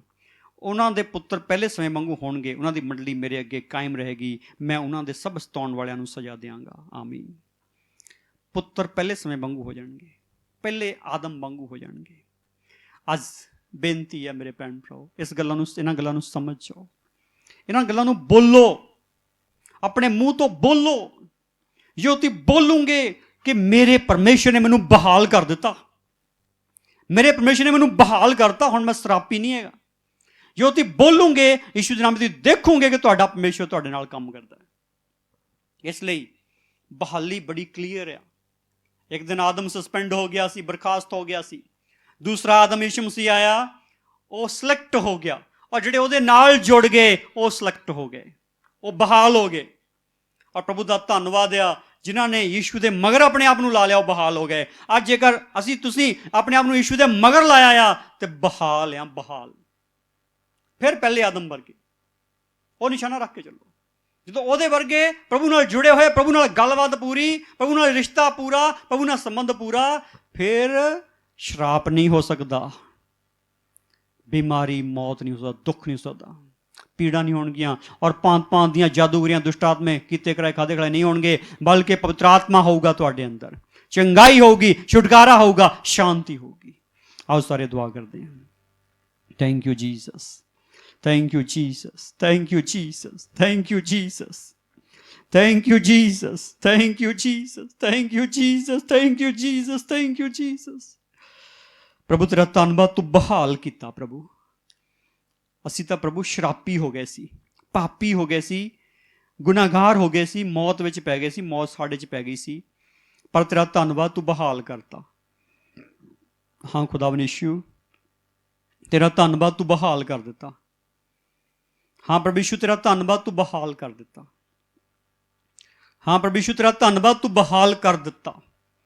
ਹਾਂ ਪ੍ਰਭੂ ਯਿਸੂ, ਤੇਰਾ ਧੰਨਵਾਦ ਤੂੰ ਬਹਾਲ ਕਰਤਾ। ਤੇਰਾ ਸ਼ੁਕਰੀਆ ਕਰਦਾ, ਤੂੰ ਬਹਾਲ ਕਰ ਦਿੱਤਾ। Hallelujah. Thank you Jesus, thank you Jesus, thank you Jesus, thank you Jesus, thank you Jesus, thank you Jesus, thank you Jesus, thank you Jesus, thank you Jesus, thank you Jesus, thank you Jesus, thank you Jesus, thank you Jesus, thank you Jesus, thank you Jesus. ਇਹ ਖੁਦਾਵੰਦ, ਅੱਜ ਪ੍ਰਭੂ ਤੇਰਾ ਬਹਾਲੀ ਦਾ ਬਚਨ ਜਦੋਂ ਅਸੀਂ ਸੁਣਿਆ, ਤੂੰ ਆਪਣਾ ਬਚਨ ਭੇਜ ਦਿੱਤਾ ਪ੍ਰਭੂ, ਤੇਰਾ ਧੰਨਵਾਦ ਆ। ਸਭ ਦੇ ਅੰਦਰ ਪ੍ਰਭੂ ਤੇਰਾ ਬਚਨ ਰਚ ਮਿਚ ਗਿਆ, ਤੇਰਾ ਧੰਨਵਾਦ ਆ। ਹੁਣ ਖੁਦਾਵੰਦ, ਸਭ ਦੇ ਅੰਦਰੋਂ ਤੇਰਾ ਬਚਨ ਨਿਕਲੇ ਪ੍ਰਭੂ ਜੀ, ਰੋਮ ਰੋਮ ਵਿੱਚ ਵਚਨ ਹੋਵੇ, ਔਰ ਰੋਮ ਰੋਮ ਚੋਂ ਵਚਨ ਨਿਕਲੇ ਪ੍ਰਭੂ। ਇਹਨਾਂ ਜ਼ੁਬਾਨਾਂ ਤੋਂ ਤੇਰਾ ਬਚਨ ਨਿਕਲੇ, ਵਿਸ਼ਵਾਸ ਦਾ ਬਚਨ ਨਿਕਲੇ, ਔਰ ਇਹ ਸਾਰੇ ਵੱਧਦੇ ਜਾਣ, ਮੁਬਾਰਕ ਹੋਣ, ਜੈਵੰਤ ਹੋਣ, ਅਨਾਦਿ ਅਨੰਤ ਆਨੰਦ ਨਾਲ ਭਰ ਜਾਣ। ਯਿਸੂ ਮਸੀਹ ਨਾਮ ਦੇ ਜਿੰਦਾ ਨਾਲ ਪ੍ਰਭੂ, ਅੱਜ ਤੋਂ ਇਹਨਾਂ ਘਰਾਂ ਪਰਿਵਾਰਾਂ ਵਿੱਚ, ਇਹਨਾਂ ਸ਼ੀਰਾਂ ਵਿੱਚ 100% ਅਸੀਸ ਹੋਵੇ, ਕਿਰਪਾ ਹੋਵੇ, ਕਿਰਪਾ ਹੋਵੇ, ਕਿਰਪਾ ਹੋਵੇ, ਕਿਰਪਾ। ਇਹ ਸਾਰੀਆਂ ਦੁਆ ਬੇਨਤੀਆਂ ਯਿਸੂ ਨਾਸੀ ਦੇ ਪਵਿੱਤਰ ਨਾਮ 'ਚ ਅਧੀਨ ਹੋ ਕੇ ਧੰਨਵਾਦ ਸਹਿਤ ਮੰਗਦੇ ਹਾਂ। ਆਮੀਨ, ਆਮੀਨ, ਆਮੀਨ, ਆਮੀਨ। ਜੈ ਮਸੀਹ ਦੀ ਸਾਰਿਆਂ ਨੂੰ। ਖੁਦਾਵੰਦ ਦਾ ਜਲਾਲ ਸਦਾ ਤੁਹਾਡੇ ਨਾਲ ਬਣਿਆ ਰਹੇ। ਆਮੀਨ, ਆਮੀਨ।